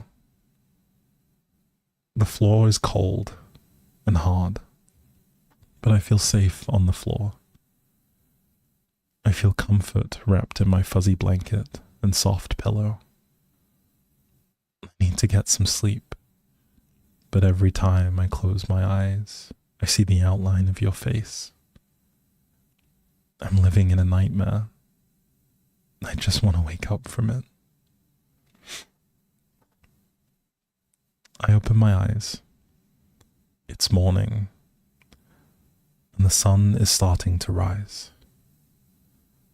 The sky is a pretty orange with soft white clouds stretched across the sky, like cotton that's been pulled apart. I get up and move back to my window bench to get a better look. Outside everything looks peaceful. Once again, I watch the people on the sidewalk. Everyone has a place to be. Work, school, jogging. They all look so content and happy. I watch them all as I feel envious. If I could have just one day like that again. But instead, today I have to go back to the hospital. Relive it again for the 100th time, it feels like. Everyone says it's not my fault. But it's not how I feel. I keep replaying it over and over in my head. At least, that's what I can remember. And every time I do, the what-ifs start. I just want this all to go away. A few hours have gone by. Everyone in the house is up now. Breakfast is being cooked downstairs, and the aroma of bacon fills my room as if it's being cooked in here. I can smell the cinnamon rolls, sweet insides. I can smell the cinnamon rolls sweet insides of brown sugar and butter. It smells so good, I want to rush down the stairs and enjoy this sweet, smelly breakfast. But I don't. I always stop myself. Every time I step outside of my room, everyone looks up at me with pity in their eyes. Mom, most of all, with the looks and making my favorite foods. I know she's just trying to make everything better, but it only makes me feel worse. I don't have it in me today to deal with more pity than I'm already going to go through later. So instead, I grab my journal from under the pillows on the bench and begin to write. It's been 2 weeks since it happened. The feelings are worse today. The flashbacks are so realistic that sometimes I feel like it's happening all over again. Mom and Dad are still hurting and just want justice. It doesn't help that I can't remember who it was. It was dark. I know it was someone strong. Abby and Caleb still don't know what happened. Mom and Dad said they don't have to know if I don't want them to. I still don't know yet. I have to go to the hospital again today to take out my stitches. I haven't been able to look at myself in the mirror. I just want this to stop and go away. Mandy keeps asking Mom if she can come over, but Mom keeps telling her not today. Which I'm okay with. I don't think I'm really up for company. Anyway, thanks for being the only place where I can tell my deep secrets and feelings. Yours truly, Brooke. I close my journal and place it back under the pillow. It has all the deep darkness I have right now locked inside. It's the only place where I can say how I'm feeling and not get the pity or looks. My journal is the only place that I can be honest. I can be open and honest with how I feel without judgment. Hours have passed, and it's almost time to leave, but with each passing minute, I start to feel sick. The sheer knowledge of what will happen at today's visit is not something I look forward to. I'm anxious, exhausted, and terrified. Not just for this visit, but for the agonizing car ride I'm about to have with Mom and Dad. I look at the clock. I look at the clock again, and it's time. We all hop in the car and begin the drive. The silence is deafening, however, also welcomed. It's better than the alternative. I tuck my hands into my jacket sleeves and rest my head on the door, hoping that no one asks the words, "Are you okay? How are you doing?" with the answer, "I'm fine," becoming valueless. I just need to get through today, and I'll be okay. Just as I thought I was going to get a nice quiet car ride, my father's voice echoes through the car.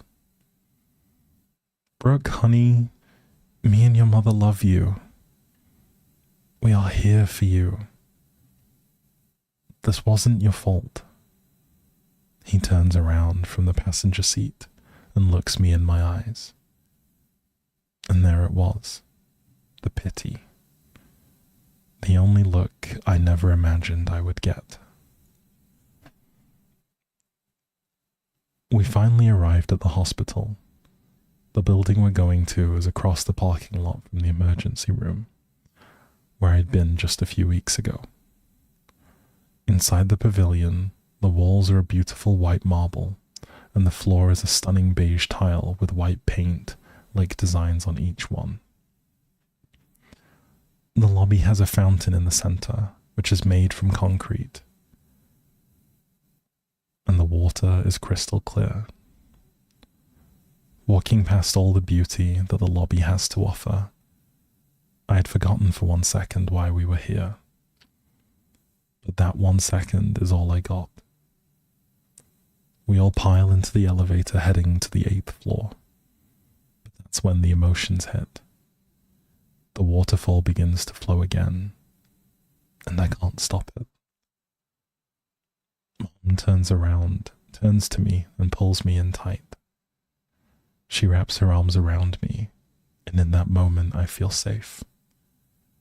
I felt protected. I felt like in that moment I was untouchable. I heard my dad mumble behind me. I wish I could just get a hold of the prick who did. "Jason! That's not going to help," Mom whispered to him. I know that they both want to protect me. I'm honestly so grateful to have them. When we get to the floor, and my mom goes to check me in, I sit in a waiting room chair with my hood up trying to cover my face, and my hands tucked into my sleeves once again. I heard the lady at the desk telling my mom the nurse will get us soon. The chair I picked was soft and comfortable, with lots of padding. The waiting room was a typical waiting room. The chairs along the walls, TV in the corner, magazines on the tables. Soft color paint on the walls. Nothing fancy. Brooke Williams.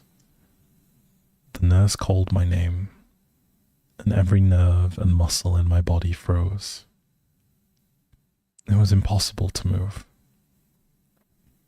Dad bent down and took my hand. A feeling of security swept through my body, like a child with their favorite blanket. I stand up and walk down the hallway to the room. The nurse looks at me as I walk in and hands me a gown. You're going to have to take your clothes off and change into this, hon. I'll give you a few minutes to change, and I'll be right back. I could feel my eyes get wide with fear. My body starts to tremble. I quickly turned to look at my mum. We locked eyes and stared at each other for a moment. But after a few seconds, she stood up and helped me get changed. She softly started to raise my shirt up to take it off. She is careful and gentle around the bruises. She gets to my head and makes sure to widen the collar so it doesn't aggravate the bandage and sutures. The shirt is off. That's when the vulnerability hits. Seeing the gown lying on the table next to me, I quickly grab it and throw it on. I still feel exposed. Still can't believe this is happening. That it did happen. Mom ties the strings that hold the gown closed. Next is the pants. I stand frozen in place like a statue. I hesitate. Sorry, lost where I was. I hesitate before I finally taking off my pants slowly. My mom picks up the clothes to fold them and puts them in a chair while I get onto the table. Here we go. There's no turning back now. The moments waiting for the doctor feel like hours. Still, the silence in the room allows for just the eerie tick of the second hand of the clock. Knock, knock. Okay, everyone give it up for Nicole. That was wonderful. Very well written. I know this one was a little bit more intense and carried some kind of heavy feelings, but yes, I'd appreciate it if you could all be really positive and yeah, show your appreciation for that one. I think it was incredible. Good job, Nicole. Yes.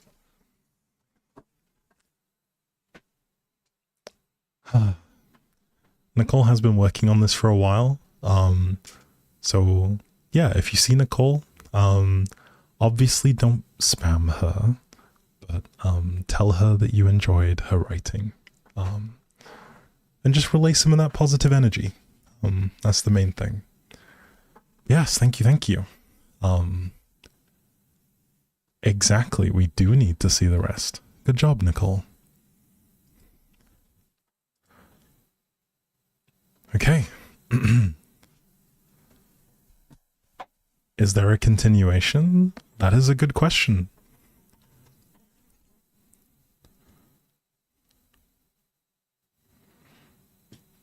Okay. The first time anyone has read it?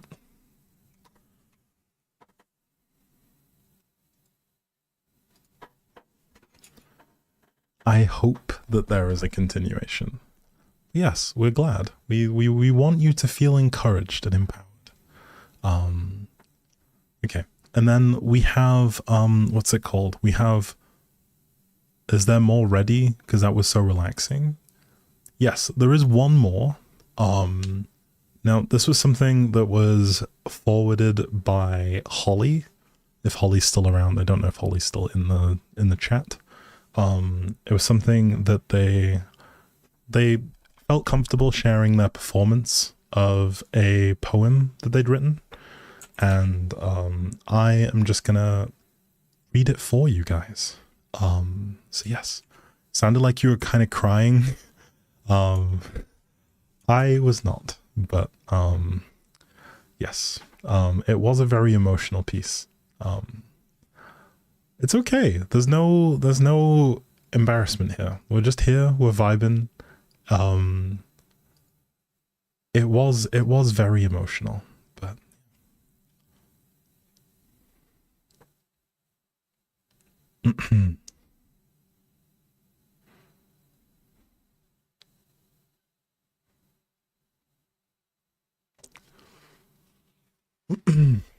okay.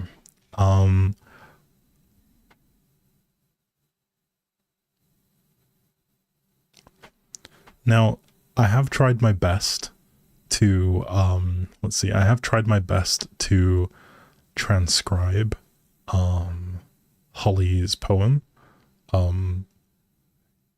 I guess what's it called? I will do my best here, because not everything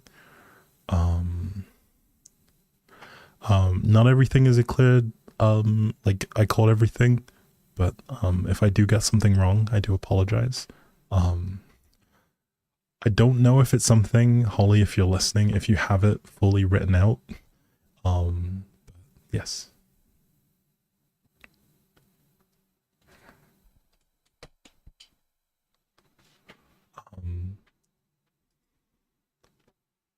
I don't know if you'd still have it written out, so I'm just asking in case you might do, but I will still try my best.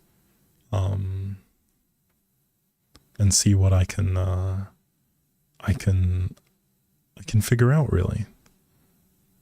Okay, just give me 1 second. 1 second, just to take a very small drink, and I'm not gone, so maybe trying to think of something fun to do.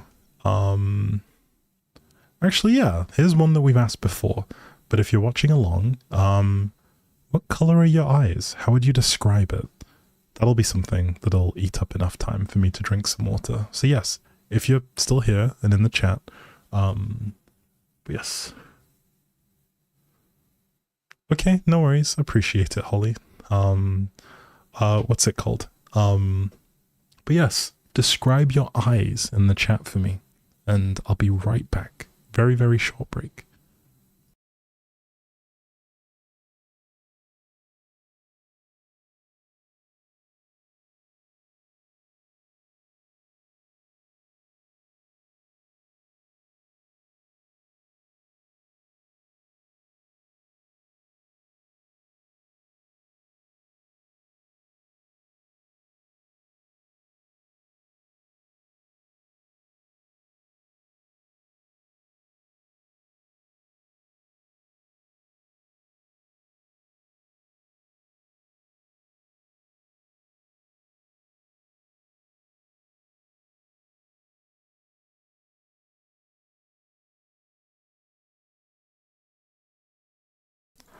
Okay, hello. All right, yes, we are settled. Let's carry on. So let's see. Starry eyes, blue eyes, and around your pupils, yellow and then blue. Okay, interesting. Okay. Some interesting description there. Dark brown eyes.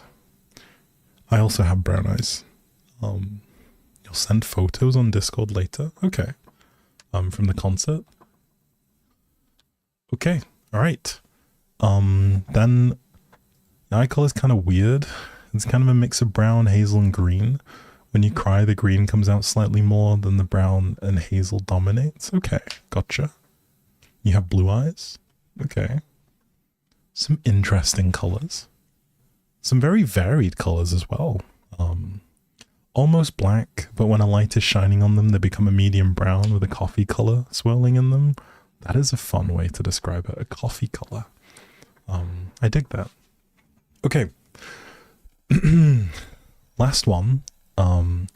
So this is written by Holly. Again, guest disclaimer, there are some like potential errors with me in my transcribing. I may have missed things, so do forgive if I have maybe changed her work a tiny bit. But yes, okay, here we go.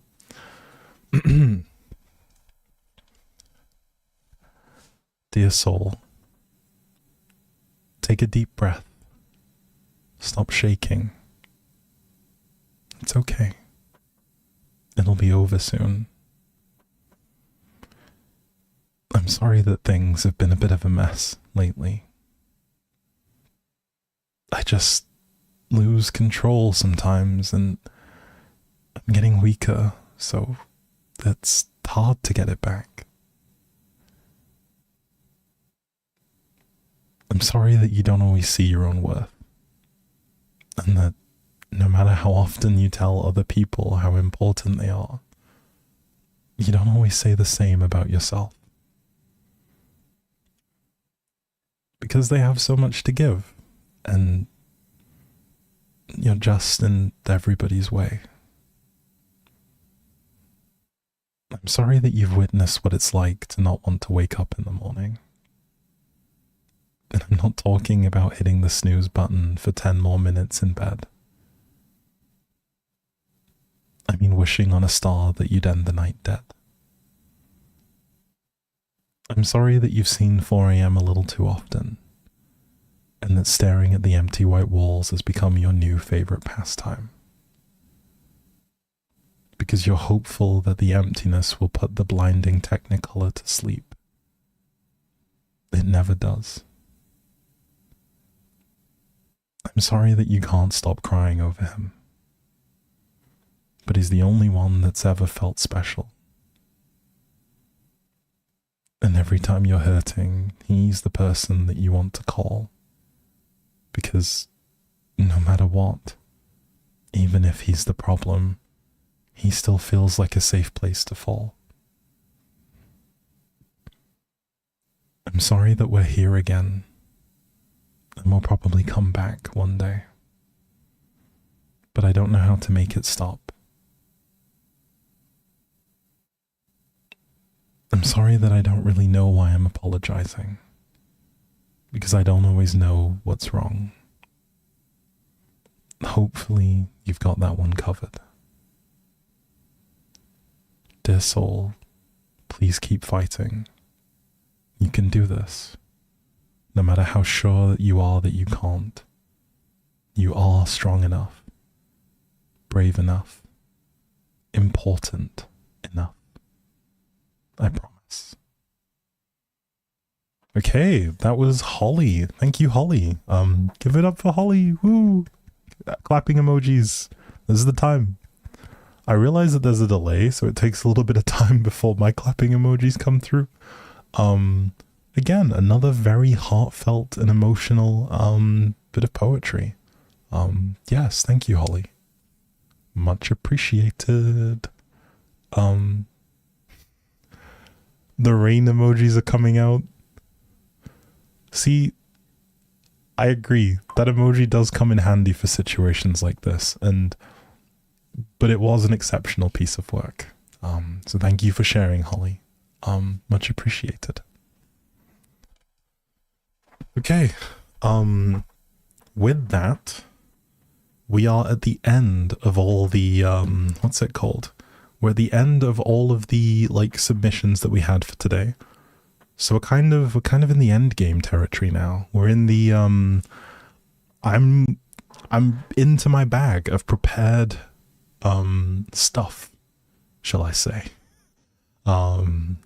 I have prepared some stories that hopefully should be quite fun and a little bit different. We are going to take a little bit of a mental pause, because I know that may have been quite heavy for some people. So we will switch up the vibe for a little bit and just talk. Maybe take some questions and stuff. So yeah, what's it called? If you guys have anything that you would like to ask, within reason, of course, I'm not going to tell you my credit card number. But yes, now's a good time. We can maybe do a little bit of Q&A, catch up, talk about some off-topic things, and just vibe for a bit. We still have some more reading lined up, and it will be, what's it called? It will be some stuff that I have prepared, and it will be a fun surprise. But you have to promise me that this fun surprise won't have you rolling your eyes, because I know some of you who have been around for a while will remember the specific stuff. Also, hello, Arrow. Good to see you. Yes. So if you have any questions that you want to ask, now's a good time. And yes, you promise to roll your eyes. Don't worry. All good. Also, I guess just a note, because I think it's been a while since I've said so. If you're someone who's watching over on TikTok or on YouTube, am I gonna read a poem that I wrote? I haven't done any ones for the events, I don't think, unless I'm misremembering stuff. But maybe next time I will. I'll maybe work on some poetry and submit it. But yes, for the people watching on YouTube and TikTok, we've been doing a reading stream where I've been reading for you guys, and reading some of the stuff that people in the Discord submitted. This will be something that hopefully comes around again soon. I'm not sure how. Maybe the next writing event. Exactly, the next writing event. But yes, it's all in good fun. We're all here to enjoy and share and enjoy other people's work. If you want to be more, like, to participate, by the way, you can find the link to the Twitch stream in my bio. If you're on YouTube or TikTok, feel free, if that is where you're more comfortable to watch from, feel free to watch from there. Just letting you know, because chatting options will be quite limited on those two places, just for ease with moderation and Twitch's TOS. You sadly must be going now, but a big hug and much love to all the writers that were featured here today. You're all amazing, and a big shout out to me for the beautiful reading. Thank you. Much appreciated. Yes, shout out and much love to all the people who submitted today. It was honestly incredible getting to read some very heartfelt stuff, and some stuff that tugged on the heartstrings, some stuff that was honestly low-key, bit of a slow burn. Some stuff is starting to kick into gear. Also, I saw the question as to how tall I am. Do you know what's funny? I made a height command, so if you type !height in the YouTube chat, it does show how tall I am. But yes, the submissions were amazing. I did. You can try it.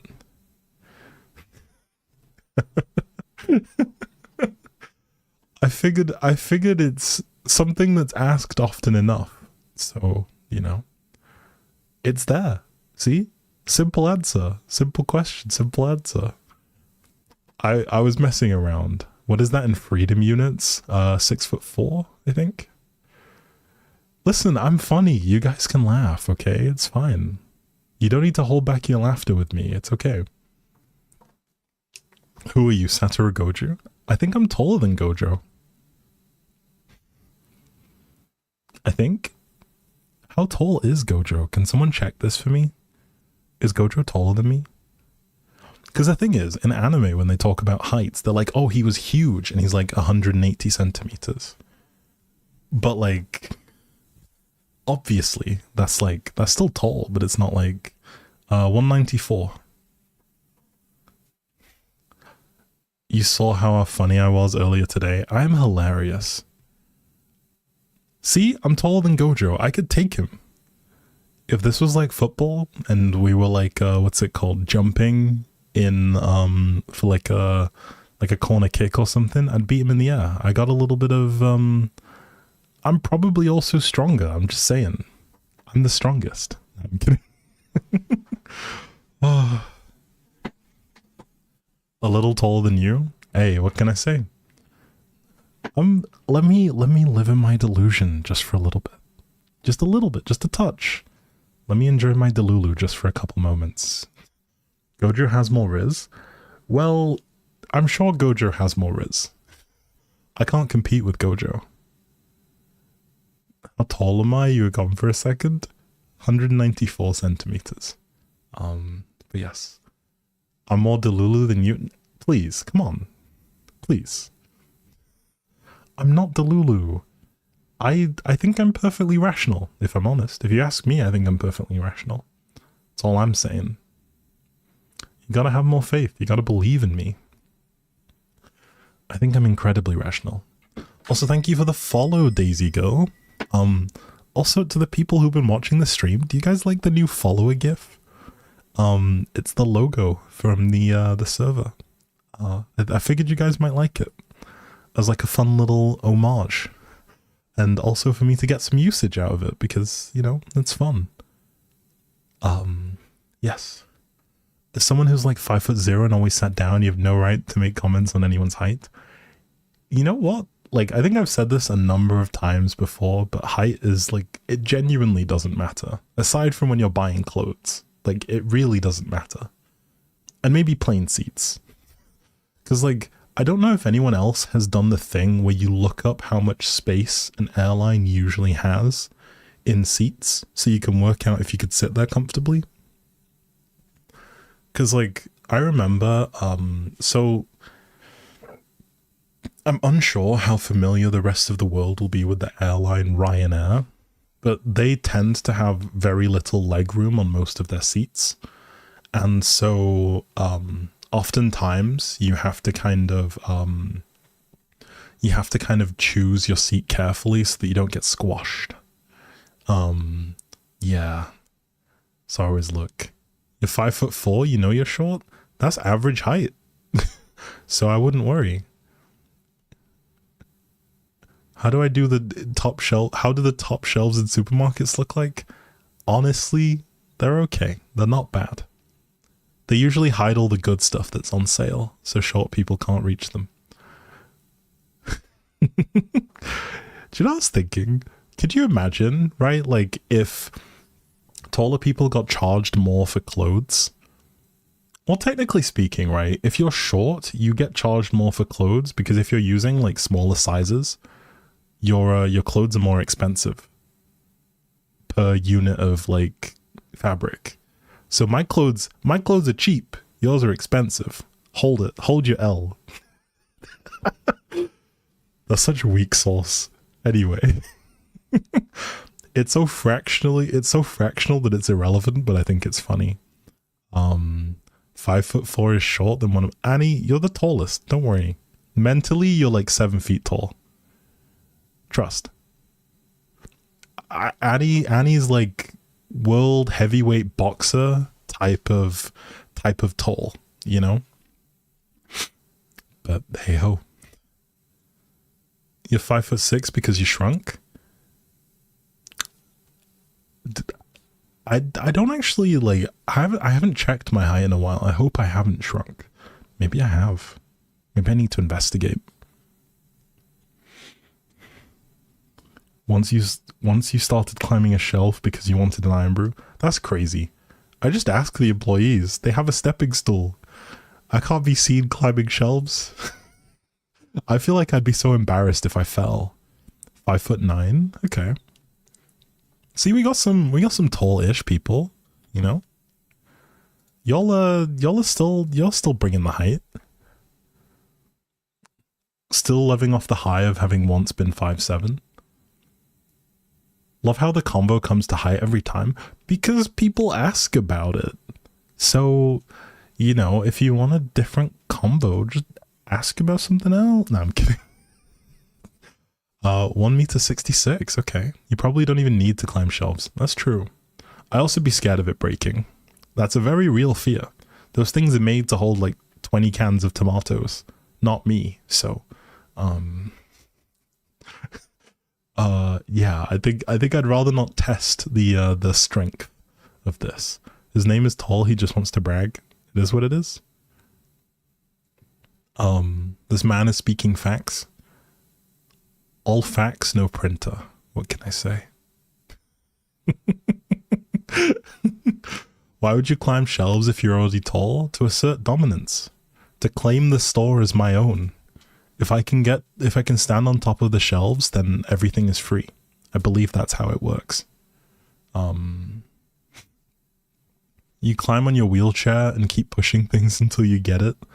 I respect it, honestly. My grandma also, like, she's disabled, and she has one of those like claw hands, like one of those things that you use to, like, you squeeze one end and then it opens up to grip things. So she uses that to reach stuff, particularly when it's too high or too low. But yeah, I guess that's something. That's probably a handy thing to have until you need to carry something that's really, really heavy. So if you would stand on the shelves, you'd reach the ceiling with your head. The thing is, a lot of our stores have really, really high suspended ceilings. So I'm sure even if I stood on top of, like, the tallest ladder we have, right? Like, I wouldn't be able to, like, be at the top. They're a lot taller than you might think. Also, hello, Naomi. Welcome, welcome. Good to see you. Okay, enjoy lurking, Arrow. See you soon. But yes, I have some more stuff lined up. It's nothing too out there, hopefully, fingers crossed. Should I kind of allude to what it is? Do you guys want to be kept in suspense? For a little bit longer? I mean, we can. I'm happy to keep you all in suspense. You don't want to know what it is? Or do you don't want to be kept in suspense? You need to get you a claw hand again. Your last one broke. You once managed to drive your wheelchair into a lift holding a duvet and 2 pillows and you're still proud? Honestly, fair play. You have a feeling you know what I'm gonna read? Maybe you do, maybe you're psychic, who knows? I feel like, generally, if you've paid enough attention over time, it's something that you'd probably know. You happy you made it to this last bit? Yeah, there was a lot of fun stuff in the start, so if you are someone who's tuning in now, it would be a good idea. I'd recommend, if you want to hear the excellent stuff that other people around the server and the community have made, that you check it out. Yeah. There's some really fun stuff in there, and hopefully it makes you smile and enjoy some stuff. What is the suspense? You're at the edge of your seat? Okay, I promise it's not worth getting too worked up about. Pedro stole your drink, never mind, found it. Fair. Okay, so, why do I feel like we're getting a dramatic reading of a Rickroll? I'd never do that to you guys. Then stop making a big deal? Alright, I see. Okay, I think we're kind of past the point where we still have no pre-rolls. So I think because I might be reading for a bit, do you guys think it's probably a good time for us to take a break now? So then we can get rolling with the stuff afterwards? I think that's probably the play, right? Like we take a break now, so that way we have no pre-rolls for new people coming in. And then we, what's it called? Then we can read uninterrupted. And I promise you this will be hopefully a fun story. There are 2 stories how long will I be live after the break? I'm not entirely sure. We'll probably just go until it feels like I'm at a point where I don't think I can do anymore. So no promises of a certain length of time, but it won't be 5 hours. But yes. Okay, so we're gonna take a break. If you're someone who hasn't been here for these, basically all you need to do, put your phone down, do what you gotta do, Naomi. Get some water, stretch your legs, get a drink, all that good stuff. You won't miss anything. There'll be a timer on the screen to show how long we're on break for. So make sure you use the time to get what you need. And then I will see you guys very, very, very soon. I'll also change the song to something a little bit more interesting. But yes, see you guys in a bit. Okay, bye.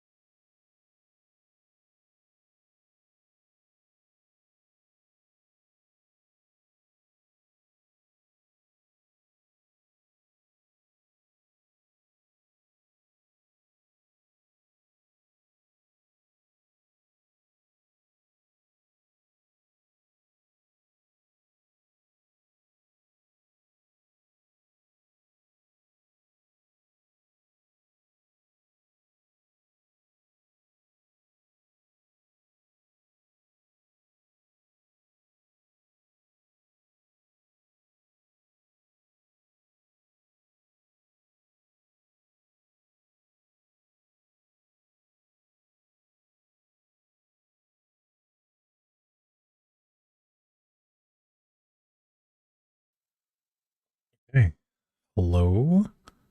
Hello, hello, hello. Hopefully there's no jump scare this time. But hello, folks. We are back. Yes. We have, we've been at it a lot today with the stream. It's been fun, honestly. I think we've had a really good time. I hope everyone's feeling just as positive as I am about this. Hopefully you guys have enjoyed this. I know a lot of people have been waiting for this for a while. So yeah, I hope this has come with some like renewed interest in this kind of stuff. Yes. Hello, Zoe Explorer. Welcome. Good to see you. You're joining just after our break. How are you today? Yes, so we do have some more stuff lined up. We're going to be reading, drumroll please. I don't have a drumroll soundboard, but you guys can imagine giving a drumroll. We're going to be picking from some League of Legends lore, so that's where we're going to be finishing up. It is some longer stories, some short stories. I've tried to choose all of the ones that have hopefully a lot more elements that we can relate to as people, discussing some interpersonal stuff. So hopefully it's nothing that kind of gets too far away from the sorts of things that people can kind of relate to. If you're someone who likes Arcane, we're not going to be or someone who is interested in watching Arcane or hasn't watched it, nothing in here is going to be a spoiler for anything on that side of things. Also, thank you for stopping by, Bartek. See you soon. Glad you enjoyed it. Thanks for hanging out. It's been wonderful reigniting the creative writing nerd in you. I love that. Thank you. Also, thank you for following Zoe the Explorer. Thank you. So yes, I have a couple of stories in mind. One of which is really long. And it's actually a multiple part story. So I'm a bit unsure if that's the place that we want to go. But depending on how people are feeling, that could be somewhere we start. So there are a few. There's one which is a wholesome story, talking about a boy and his yeti, who's his best friend. But yes, another one talks about a very powerful family in Piltover. This is a story that doesn't spoil anything from Arcane. But it may be a little bit kind of emotional, I guess, and may contain some stuff that is a bit heavy and hard to deal with. So that is another option. And the last one is a series of stories which I absolutely adore, called Sisterhood of War. And yeah, magical. Absolutely magical. It's some of my favorite stories in League to date. So hopefully it is fun and you guys enjoy it. I do ask you to bear with. There won't be anything that takes you too far out of it. So I should say there will be long periods of me talking here. And I will pause when I can to give you guys, like, you know, respite. Because I do understand that, you know, it can be a little bit hard, especially if you're trying to stay awake to listen to these on end. We will take breaks when time conveniently opens up for them. But yes, we do have some fun stories here. There's 3 parts to this whole story, the big story. But yes, be ready. This is hopefully going to be a nice fun finale. And maybe we'll come back and we'll do some more, and maybe we'll learn a lot about League of Legends somehow. But yes, okay. Gonna grab a quick drink, then you'll be here. Okay, no worries. Hopefully everyone is comfy. And also, if, I think, again, I guess to pose the question, would you prefer generally for me to show what we're reading on screen? or to just read it to you guys? Would that be better? Would you prefer seeing what we're reading on screen, or do you just want to hear? Show the screen, please. Okay, yeah, can do. All right. If you're someone who doesn't wish to look, may I suggest turning your brightness down? This will be in dark mode, so you do have a degree of choice here. So no stress. Also, like I said, I'm not going to be raiding anyone after today's stream, meaning that you won't get bounced around between streams. If you are someone who usually likes falling asleep to my content, then you're honestly just fine to get comfy and just listen to the rest of this. There shouldn't be any loud distractions or anything. But yes, get comfy, get settled, and I'll turn on the screen share so you guys can see. Hopefully it works well. So the first story that I have lined up is, you've got good sleep already, now you got hungry, so you're making food while listening? Okay. Alright. So get settled, relax, get comfy, and so this is the two characters that we're going to be looking at. If you can't quite see, the characters in question are a young boy called Nunu, and this yeti called Willump. And they're the best of friends. And this is a short story talking about their adventures. And hopefully it's fun. They come from a very cold region in the world of League of Legends. I'm trying to set the scene for you guys. So now's your time to relax. Hopefully you can follow along if you're someone who does wish to follow along. Do you make something to eat? I think making something to eat would be a good idea. If you're hungry, please eat. If you're thirsty, get something to drink, and so on. Yeah. Okay. So if this is something that you guys wish to kind of just hang along for, you can close your eyes, relax. Most of this will be read at a pretty steady-ish pace. And yes, there may be moments of silly Twitch antics, but I'll try and generally keep my volume no louder than this. So if you want to put it lower, feel free to. The music will also be pretty chill music as well for the rest of the stream. Okay. So the story is called Stone Cold by David Slagle, one of the writers over at Riot Games. And here we go. I wake up suddenly, like a story that starts in the middle of the action. The song! I heard it! Willump! I shout. I heard the song again! Wake up! I shove aside the snow that serves as our blanket and look at my flufferific friend in his face. His whiskers are twitching like they can feel my dreams slowly fading.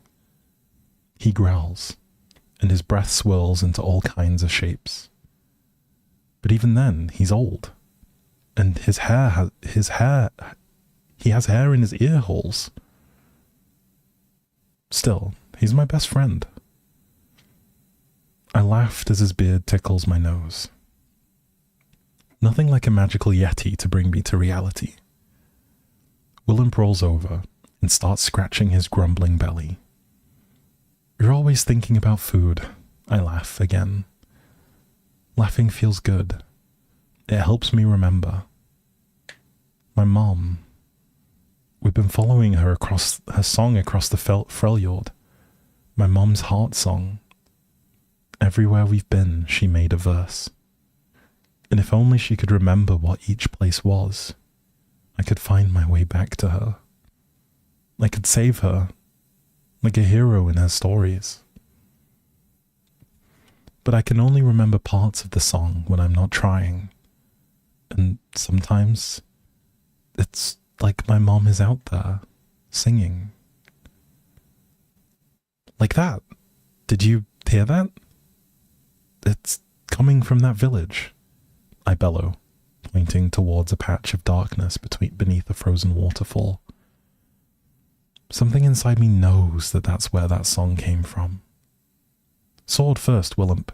I'll cut through the wind. I shiver as we enter the clearing a few moments later.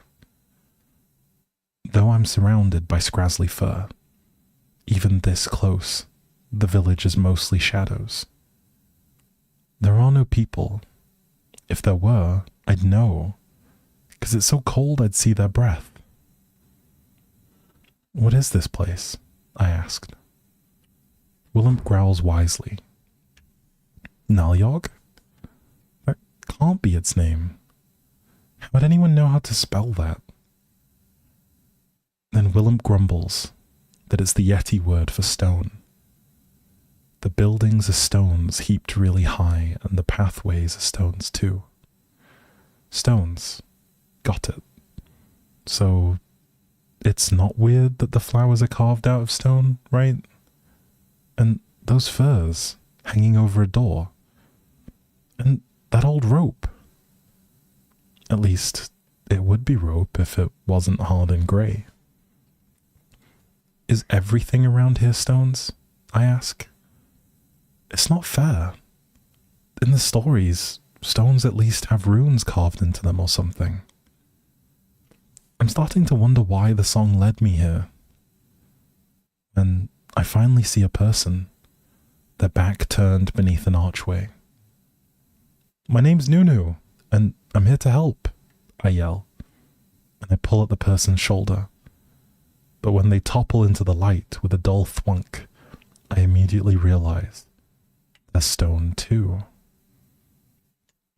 And beyond the archway are all the missing people from the village, huddled together like statues. There's one who looks like a warrior, now dull and grey. There's a farmer and his wife holding each other tightly, like they were carved from one slab. A little girl, a pebble beside them. It's a curse. A real one. Willump, I say. We gotta do something. That's the thing about Mum's songs. My favourites were always the tale of heroes, more than a match for any curse. With the lessons I learned, we can save these people, right? I have to believe. Otherwise, how am I going to save her? I remember one song, a myth about how Avarosa healed a turtle that carries the sea by giving it a big kiss. But I don't want my first kiss to be a statue. I make Willem kiss him just in case, and watch as the stone gets stuck to his fur. I say, trying the prayers that Lysandra taught me, just in case. Just in case, I make a dragon out of snow to scare the curse away, like Anivia did to fight the southern army. I even try pulling the sun closer, like how Braum thawed his village in the song my mum sang. But the sun's too far away. Braum must have really long arms. Willem tries to comfort me. He says some curses can't be fought. Sometimes heroes don't win. But then I remember what matters. I can feel it. Even though my mom is missing, our caravan buried in snow, the feeling of being loved. That's what this village deserves. If we can't help these people, I tell Willem, then we're gonna help these statues. I smile and I reach for my flute. I mean, my sword. Svelsonger. Hero time. Ha! I can smell the curse. A hateful stench like troll. It has the weight of centuries. Weight that could grind the years this child has left down to mere days. Here is where even the heroes of song would question how they could fight. Blades powerless against ancient magic. But Nunu is no mere hero. He is something better. He is a boy. He whoops and calls my attention to the frozen waterfall above us. We're close now. We're close enough now that we can see them, nestled atop stillness. Krugs, stone creatures animated by magic. More than at home living above a village such as this one. Their nest has dammed the water's flow, holding back the Freljord's lifeblood. I taste a hint of Nunu's intentions. It tastes like Krugs. Delicious. Hey, stony crabs. You look like something from those statues, Nunu yells, and hops onto my back without losing a beat, for the music is in his heart. The magic is his now. Swept up in his imagination, snow forms before us, gradually taking shape into a mighty snowball. I laugh as we ramble wildly, our merry burden growing so large that beneath us the village trembles, buildings stretching themselves awake, and still the snowball grows larger. The Krugs make only a tiny chitter as we leap into the air on top of the waterfall, blotting out the sun. The Freljord goes white, the dam embraced by snow even as it's torn apart. And then the earth roars. Icicles crack like bones made brittle by winter. The roar grows louder as the river coughs and clears dust from its throat, water tumbling into the village below. Did you see that, Lump? Nunu asks, but my eyes are already closed. I can feel a magic more powerful than the curse welling to fill up the village, casting shivers through my fur and bringing warmth to a world that is cold. It is the only magic that can save the Freljord. Even the frozen dreams of my people, coveted by the frost god, pale in comparison to this magic, held in abundance by the child. Hope. His arms are around me now, and I hug him back with all four limbs, looking away so he does not see the snowflakes falling from my eyes. The curse has not been lifted, but still, life has returned. As it spreads, stone flowers washing away to make room for living ones. What curse could stand in its way? No evil can last. If life embraces joy and refuses to hide. I reach onto the ground and pick up a chunk of ice, crushing it to snow between my paws. Hey, Nunu yells as I hit him in the face with a snowball, trailing the magic that swirls in his heart. As we play, the wind whips through the flute on Nunu's back, casting up stray notes. Then I finally hear it too. Her song. Where waters once roared, winds whisper, to stone and shadow, Naljung lies. Silence sings, hope survives. Okay, that was the first story. Hopefully that was a nice one. Hopefully people were able to follow. There was a bit of a perspective shift from the boy's point of view to the Yeti's point of view, partway through that. And I hope that, it was at least, something that folks could follow. Yeah. These two are some of my favorite characters. Nunu is basically trying to find his mum to save her, the boy. And Willump is accomplishing, following him and helping him accomplish that. I'm glad you all enjoy it, and I'm glad you enjoyed the reading. Does the pace and the tempo feel okay? Like, I know that this one was a little bit more lively, but hopefully it's kind of like a good flow for this kind of thing.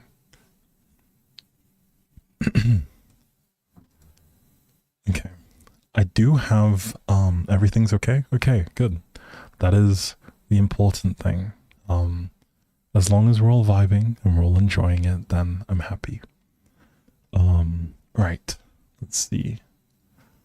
There is another short story that I was thinking of.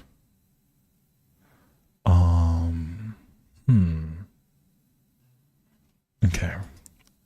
Let me line it up. So I'm thinking that we could maybe look at the Sisterhood of War story, because that one's quite a long one, and it should, when you're almost fully asleep, just stop reading. This one is a longer one, I promise. So hopefully you're able to knock out this time. Okay, so this one is a story about a war band, and it's a 3-parter. This one's a pretty long one. I should say it may contain some graphic stuff in terms of fighting. There'll be nothing that's like extreme to the point of it being like outside of Twitch's like TOS or anything like that. But it will hopefully give you guys a chance to just listen along and follow along. So yes. So this next story is a 3-parter called Sisterhood of War. And I hope you enjoy it. Okay, here we go.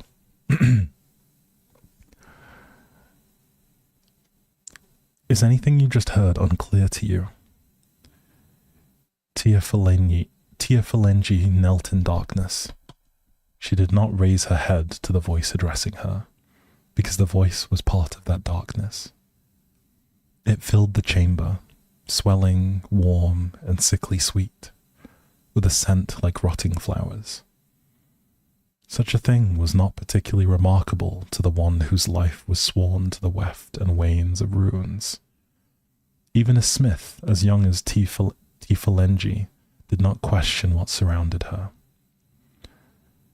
She knew when to accept something was beyond her understanding. All is clear, she answered. Excellent.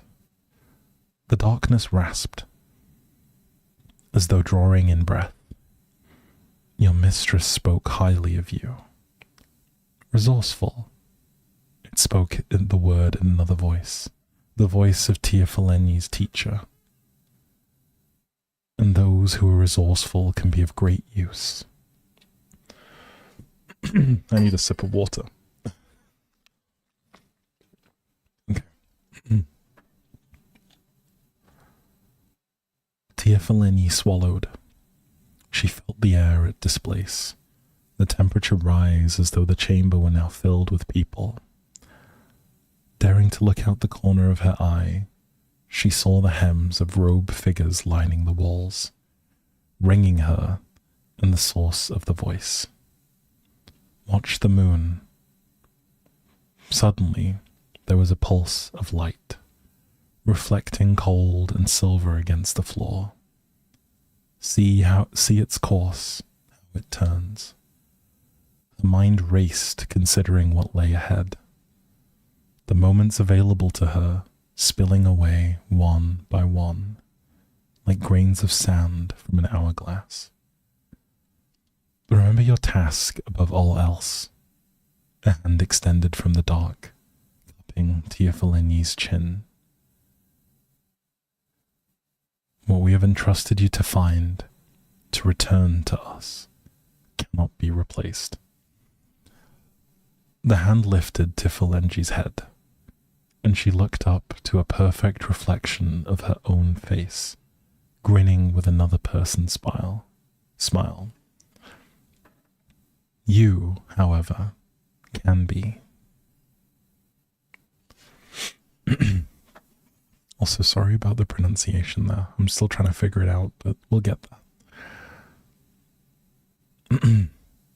Aerith was a son of Noxus, from the first generation of his tribe to be born into the Empire. His training had begun the day he took his first steps.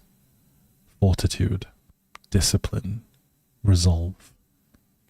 He was raised among shepherds, tending flocks and beasts of burden, keeping them well until the time for harvest came.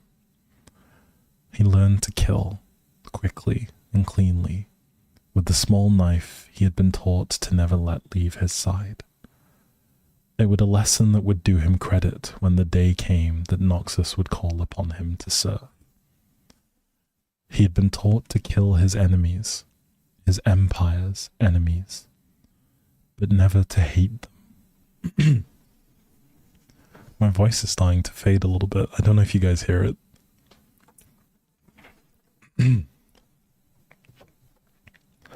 Okay. He'd been taught to kill his enemies, his empire's enemies, but never to hate them, because an enemy of an empire was never more than a ceremony away from being a wayward brother or sister, brought forth with honor and purpose into the arms of Noxus to stand behind Aerith in the line, to make him stronger.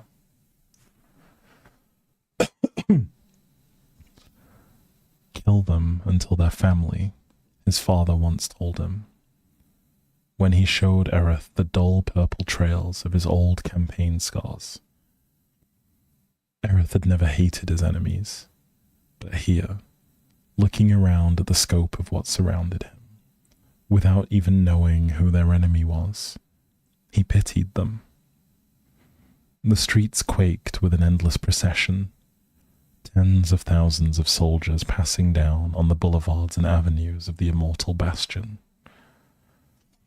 A dozen tongues overlapped in the primal shouted rhythm of battle chants, marching calls, and war song.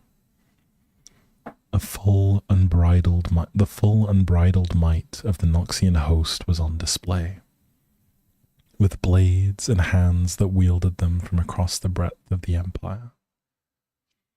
The tribal war party sauntered down the roads, clad in skins and ceremonial dress, followed by tightly regimented cohorts of troops encased in blackened iron plate, a contingent of brightly uniformed naval soldiers from Shurima, and more after them, and on and on. Countless peoples, but a single empire. The spectacle, the sheer demonstration of strength, stilled Aerith's heart to see it. Aerith's own tribe was in the midst of disembarking from the riverboat that had ferried them from the plains of Dalamore down south to the capital.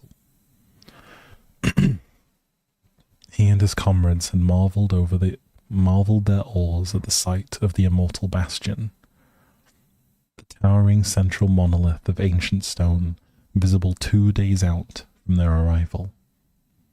He looked up, watching his chieftain Yavi squabble, with the gaggle of a quartermaster's to behold it again.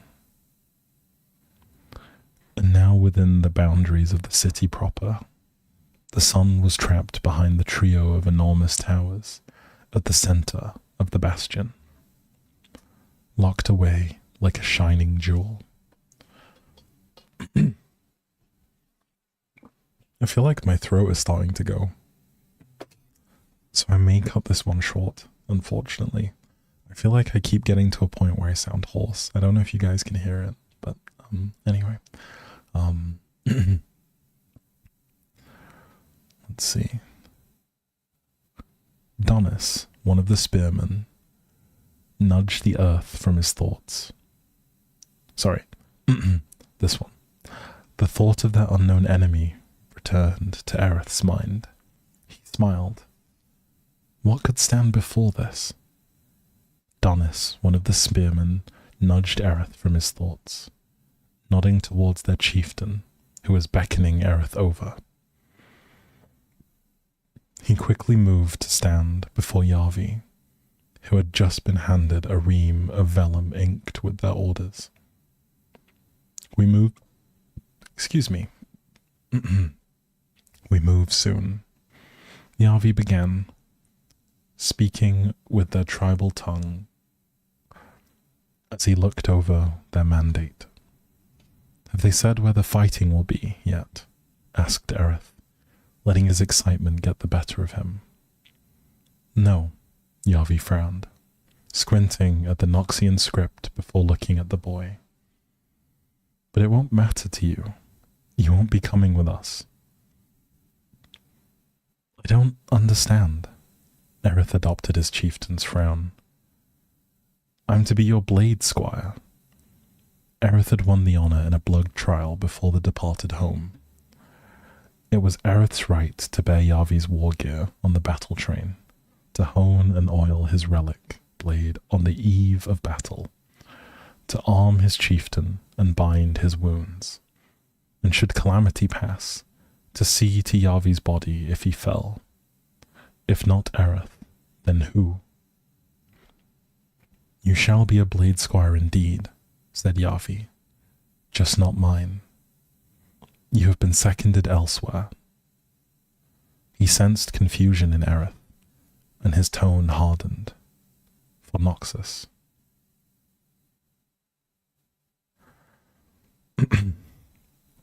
Aerith straightened, pushing the questions from his thoughts, his features neutral and firm as he thudded a fist against his chest in salute. For the Empire. Yavi returned the salute and dipped his head in approval.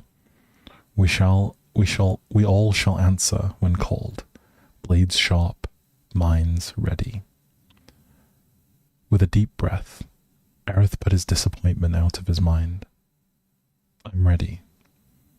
Yavi's grim facade cracked, and he offered the boy a warm grin. I know you are, Aerith. He would see you this day, and feel pride, I know it. Aerith glanced down for a moment.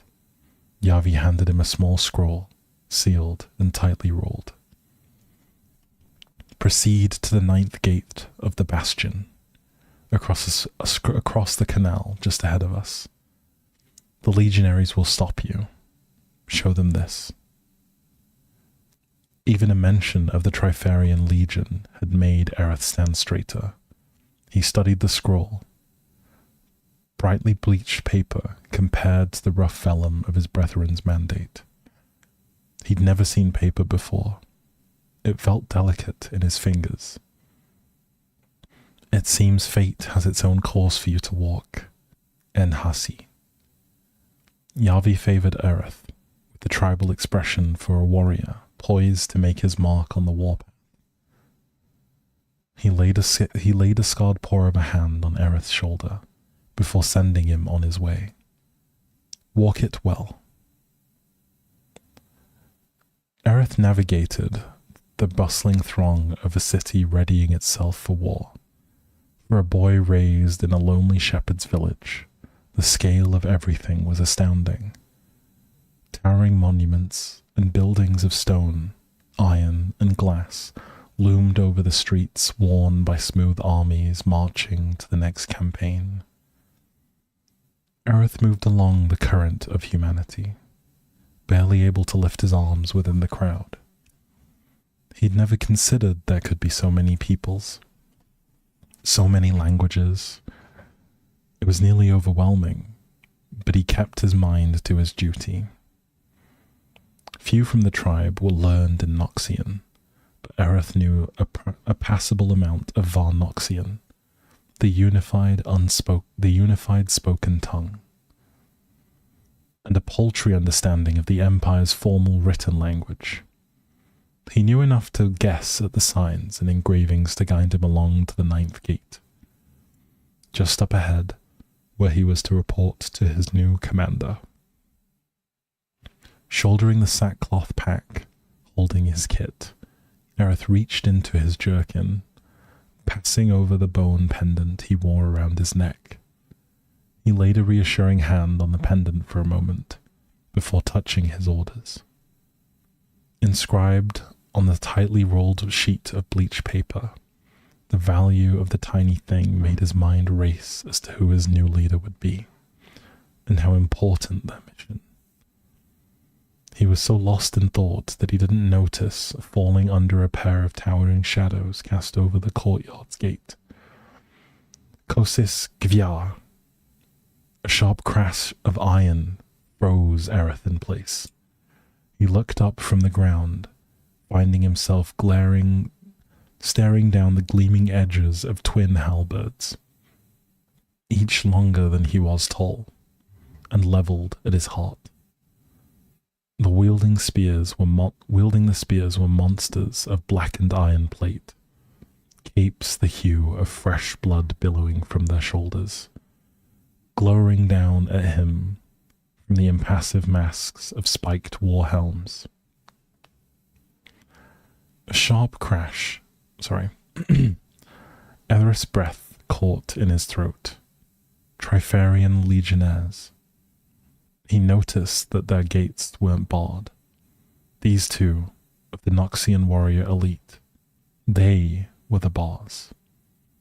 The challenge repeated, thundering from one of the legionaries, somehow deepened, and projected into an inhuman degree by his masks. The words were unfamiliar, thick with a strange dialect. Was it Varnoxian? Aerith squinted, remembering what he had learned. The warrior tilted his head, clearing his throat with what sounded like a rubble dislodging. Where go, little blade? The legionary rumbled again, in more clipped tones. Aerith exhaled, like a drowning man finally reaching the water's surface, able to understand the words. Still, his tongue defied him. Thick and still beneath the teeth he desperately fought to keep from chattering. Slowly, he reached into his jerkin, wincing as he saw the legionaries tense, and produced the scroll. The warriors exchanged a glance, and one of them, who had spoken, shouldered his halberd. He advanced on Aerith with heavy, pounding boot steps, stopping just a pace away from the boy. Aerith looked up, barely reaching the man's chest, and held out his orders. The legionary plucked the scroll from Aerith's grasp, the paper looking ridiculous in his thick, gauntleted fingers. With a squeeze, he crushed the seal in his fist, and the scroll unspooled in a small shower of broken bits of red wax. After studying it for a moment, the legionary spun on his heel and hammered the butt of his halberd 3 times against the polished stone floor, and the boom of each impact ringing from the dark archway of the gate. Within seconds, Aerith heard the soft, echoing slaps of sandaled feet approaching. A robed figure emerged from the darkness of the gate, her features hidden in the shadow of a red cowl. She stopped before the legionary, completely unfazed by his menacing armored bulk, and took the scroll from him. "You will follow me," she said to Aerith, without sparing a glance, turning and setting off across the courtyard. Aerith hurried after her, looking back over his shoulder to watch the legionary plod back to his place beside his fellow guard.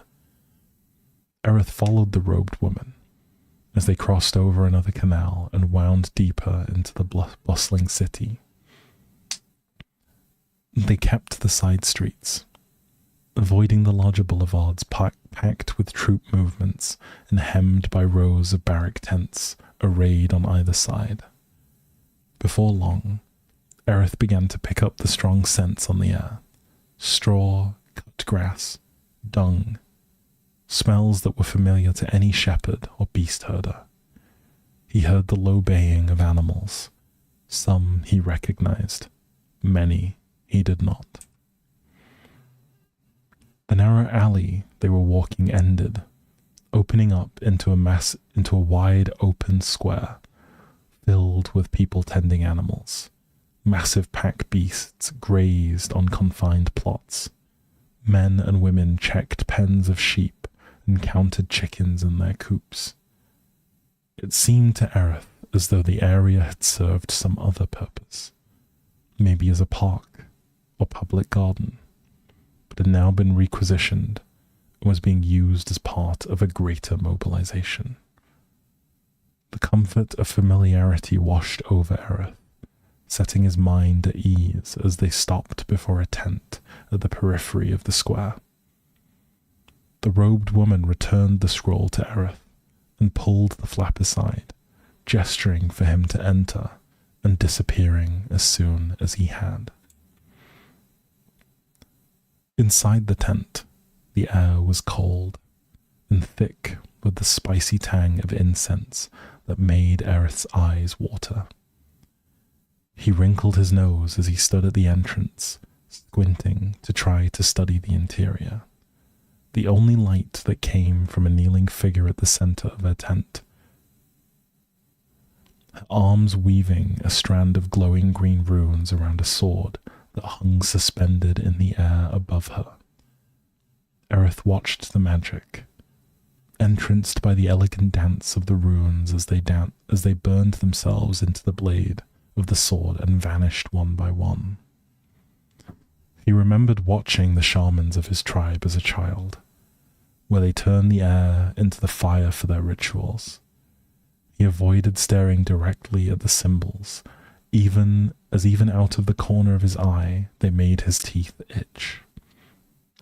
The woman turned her head slightly as the last rune winked out, catching her blade as it fell and rising to her feet. Reporting for duty, Aerith snapped to attention and saluted. He extended the scroll to her. My orders. The woman ignored him, moving as though in a trance to set her blade on an arming rack. She lit a lantern at the center of the tent, bathing them both in soft and amber light. She was tall, her dusky skin speaking of a home far from the chill of the northern reaches Aerith hailed from. He saw the same green light from the runes flicker once in her eyes as she glanced at him. Literate? Aerith hesitated. Her Varnoxian had a lilting, mellifluous accent, far different from the curt and guttural voices he'd heard so far in the capital. The woman's eyes narrowed. You are literate? She asked again. She looked rather fatigued or bored, and Aerith couldn't tell which. Aerith nodded. I know some of the written word, mistress. Did you read this? She asked, holding up the scroll that Aerith realized was no longer in his hand. No, mistress. Aerith shook his head. Good, she said sharply, tucking the roll of paper into her sleeve. I'm Tifaleni, and from this moment my word is law to you. Read, think, and do what I say, when I say, and much unpleasantness will be avoided between us. Do you understand? Aerith saluted again. Yes, mistress. Once we are clear of the capital, there'll be no more saluting. Tifaleni took up a ledger from the table, thumbing through its contents. May I ask a question, mistress? She looked up. Do not make a habit of it. How may I serve? Aerith asked. What are to be my duties? Tifaleni snapped the ledger shut. I needed someone versed in care and upkeep of beasts, young and of hearty enough stock. You're from the plains of Dalamore, yes? Yes, mistress. He fought to keep anger from his voice. He nearly had to kill his cousin to win his blood trial to become the chieftain's second, and now he was back to tending beasts. I was a shepherd there. She offered a thin smile, and Aerith could swear he could hear something snarling behind him, just within earshot. The creatures under your care here may be more exotic. The flap of the tent was thrown open in a snap of whipping canvas. Aerith turned, his hand immediately on the grip of his knife. I wouldn't, said Tifaleni, as Aerith discovered the source of the snarling. 4 drakehounds lined the entrance to the tent. Sleek beasts of taut rippling muscle, bony carapace, and razor-sharp claws. Aerith was told the story as a boy when the tribes of the plains were brought into the Empire. That of the chiefs of chiefs had been honoured with a single drakehound pup, a gift worth more than 3 wagons of silver. He had never seen one up close, let alone a whole pack. Okay, just a small pause so I can say hi. Hello, Vroxy Lily. Hello. I see this is the first time you said anything, so, I just wanted to say hi. All good. Hello. In case you're just joining us for the first time, today we're doing a reading stream. It's something that a lot of people in the community have been excited for a while. So, yeah, normally you're lurking. Oh, no worries. It's all good. It's good to hear from you, honestly. Regardless of how you choose to kind of participate, just know that you're valued. Yeah, hopefully you're enjoying so far. Hopefully it's a good time. I'm kind of whispering, but kind of not. But yes, hopefully trying to keep the vibes very smooth and soft. But yeah, I hope you enjoy, hope you're enjoying the stream. Let's see, where were we? Normally here to fall asleep, but you got bored, so you're typing for a bit? Hey, no worries. It's all good. I may be kind of reading for bits at a time, so hopefully there are other people in the chat that can keep you company today. I will look at the messages when I can. But yes, welcome. Okay, let's see.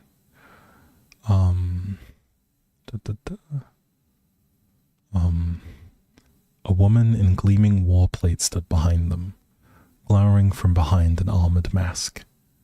Her hair was stunning, crimson red, and bound at the top of her head and flowing like a crest down her back.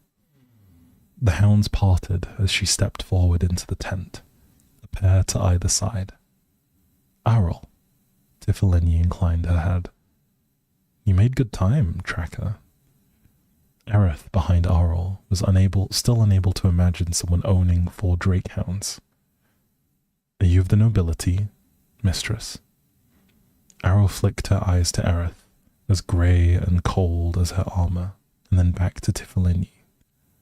Our blade squire, said Tifileni to Arrol before looking at Aerith. We don't send the nobility to Tokagol. The western frontier, said Aerith. How did you find Tokagol, mistress? Cold, Arrol grumbled. Her voice was low, her accent severe. I see, Aerith nodded. And your journey here? Long. Arrol glanced back at Tifileni. Does it always talk this much? Aerith started. Have I displeased you, mistress? Forth, Errol called. One of the drakehounds snapped forward from Errol's side, placing itself between her and Aerith. Barely restrained violence radiated from the beast's muscled frame. Thin strands of saliva descended from its bony mask, pebbled with the froth from a growling throat. If you had displeased me, Blade Squire, said Errol, this hound would have made it known to you, and I am not your mistress. Forgiveness. Aerith took a slow step back. How would you have me address you, then? Unless necessary, I would have that you not. She tensed, as though speaking had made her throat sore. She flicked her wrist, signaling an end to the discussion. There is a quartermaster outside gathering our supplies, said Tifileni, handing Aerith a requisitions order. Go and find him. Aerith exhaled, walking carefully around Arrol, and her hounds to exit the tent. He heard Arrol ask a question as he left, the same one he still asked himself. Why am I here, Runesmith? Ooh. Okay. Giving myself a small pause. That's a lot of reading. I mean, I'm happy that this is a long story, right? I think it makes for fun. I think I may not be able to finish off all three, just because I feel like I'm starting to tire, but I think I can at least get through the one. I'll drop a link to this story here in the Discord for those of you who wish to check it out. But yes, here we go. Oh.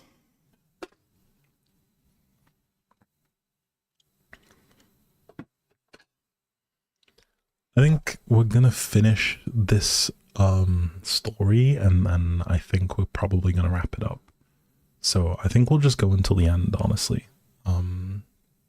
But yes, we probably won't need to take a break as we've taken a couple, but yeah. Never seen a basilisk before, eh, boy? Aerith barely heard the quartermaster, his attention consumed by the great lumbering beast before him. A giant saurian, the basilisk's green flesh was hard as iron, and bulging with bands of dense muscle from its tree trunk limbs to its long, thick tail. It looked to Aerith as though it could crush a man into paste without having ever realizing it could done so. What are you used to tending? The quartermaster asked. Sheep, Aerith answered. Ah, don't you fret. The quartermaster clapped Aerith on the back. Just think of him like big sheep, then. He's still a baby, so you'll be fine with him. The time hasn't made him mean yet. This? Aerith looked at the man. Is a baby? The quartermaster chuckled. We use the big uns to break down castle walls, son. Aerith glanced at the requisitions order the runesmith had given him. Mercifully, it was written in plain terms, mostly numbers, and the quartermaster had helped him with anything he couldn't understand. The basilisk would be carrying the better part of the entire campsite on his back, but it looked like they were carrying much more equipment than would be needed for 3 people, even with Aryl's Drake hounds. Everything in order? Tiflini appeared behind Aerith. He noticed she was fully armoured now, with her rune-etched sword on her back, and a canvas rucksack at her feet. We're getting him squared away, replied the quartermaster. Most everything but the water skins are loaded. We'll be taking care of that next, and you'll be on your way. Good, said the runesmith, checking the height of the sun. We'll link with the caravans leaving out the south entrance. We need to be on the road and clear of the city before sunfall. The road? Aerith asked. Ever since he had arrived at the capital, Aerith had watched the armies and warbands of Noxus, including his own tribe, march to embark on a great troop ships at the docks. We won't be travelling with the others across the sea. The runesmith shook her head. No, we aren't finished on the mainland yet. There's still someone we need to find first. They left the organized chaos of the capital behind. The towering silhouette of the immortal bastion lingered on the horizon as Aerith, Aryl, and Tiflini joined a massive procession of troops moving east across the south steppe of Noxus. Like a gargantuan snake of red banners and dark iron, they marched, traversing flat plains that reminded Aerith of his home back in Dalamore. There's just too many of us, a grizzled line sergeant heard told Aerith, waiting in the ration line as they camped one night. The capital's docks are huge, and they could run them day and night, and they are, and it would still not be enough for the full mobilization. That's why we aren't going east, Aerith asked. The sergeant grunted, smiling at his beaten tin cup as it was filled with stew and a hard hunk of brown bread. While the rest of them get to share a damp boat's innards with some rats for company, we get to stretch our legs a bit before off to berths across the coasts. You're trying to think of embarrassing moments in your life so you don't fall asleep? I take it, is it too early for you to fall asleep? It's okay if you need to sleep. It's all good. The stream will be available on YouTube after the fact, so you can watch it as many times as you'd like. And then where? Aerith nodded his thanks to the cook as he received his own portion. Where are all of us going? Nobody's told you? The line sergeant scoffed. We're going to Ionia, boy. Aerith stumbled to a halt, his food nearly falling from his numb fingers. He felt for his chest, finding the lump of the pendant he wore. Ionia. You're holding up the line, the sergeant frowned at him. The last time, Aerith said quietly.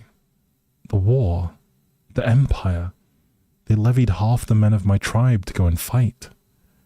He looked up at the sergeant, and none of them came back. Sounds like you're going to get the chance to get some blood back. The sergeant pulled the collar of his tunic down, revealing a wicked red scar that branched like lightning across his chest. Magic.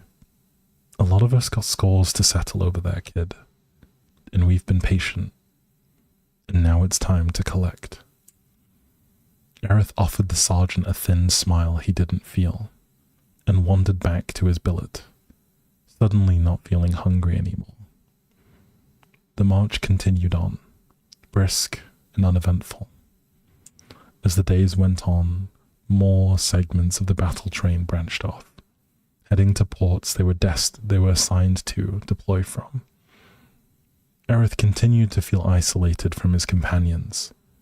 The runesmith, Tifleni aloof, and Arrel hostile, so he focused instead on what he had been seconded from his tribe to do. They cared for the party's hulking basilisk. Despite the creature's immense size and strength, the quartermaster back in the capital had been right. Aerith found him docile and receptive to his care, something he had hoped, in time, would extend to Arrel's drakehounds, though he didn't hang much hope on that. The pack practically orbited the armored Noxian at all times, totally obedient to their alpha.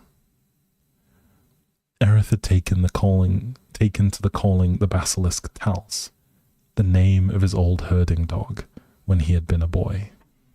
The lumbering saurian responded to his new name as Aerith led him to graze and kept him in line with the convoy. A week into their journey, the runesmith gathered the party, announcing that while the main body was continuing east, they would be taking their own path down the southern branch. We make for the Blood Cliffs, said Tifleni, and Aerith watched the convoy shrink in the distance. Still, an unbroken column of Noxian warriors marching to the coast. What's there? He asked. Not what, answered the runesmith, but who. Aerith nodded, remembering Tifleni had mentioned someone else before. He looked back at the supplies loaded on Tals's back. Who is it? A haughty Knad, scoffed Arrel, pouring water from a flask into her palm to allow her hounds to drink. First's ears perked up at the word, which Aerith didn't know, but could guess as to its meaning. Arrel sneered at Tifleni. We are wasting our time. We don't need her. I'll be the reckoner of that, the runesmith replied flatly. She glanced at Aerith and sighed through her teeth. Her name is Marit, Blade Squire. Marit's quite keen on reminding everyone within earshot that she was the nobility before the revolution, grumbled Arrel. They stripped her family of their estate and power, though she hardly seems to realize that from talking to her. Arrel scanned the landscape. She went on and on about these wondrous lands her family held. She shook her head. What a shithole. She's an elite soldier, countered Tifleni, experienced and battle-tested. She'll be an asset And that is the end of this conversation. The road to the blood cliffs cut through the arid plains, low and sunbaked hills. The heat was a new experience for Aerith, far from the fogged, blanketed chill of Dalamore. He took care to ration what water they had as they travelled beneath the glaring sun in a cloudless, blistering blue sky. Aryll paused, and Aerith patted Tal's flank to bring him to a halt as he watched the tracker. She knelt, pressing a palm to the earth. Something is close. From atop Tal's back, the runesmith drew a spyglass from her belt, extending the brass tube and looking through it. Riders ahead, she confirmed, and they aren't Noxian. Aerith looked, seeing two tiny figures as they crested the top of the hill. He was able to make out that they were on horseback. His pulse quickened, and his hand fell to the leather wound haft of the short falchion at his hip.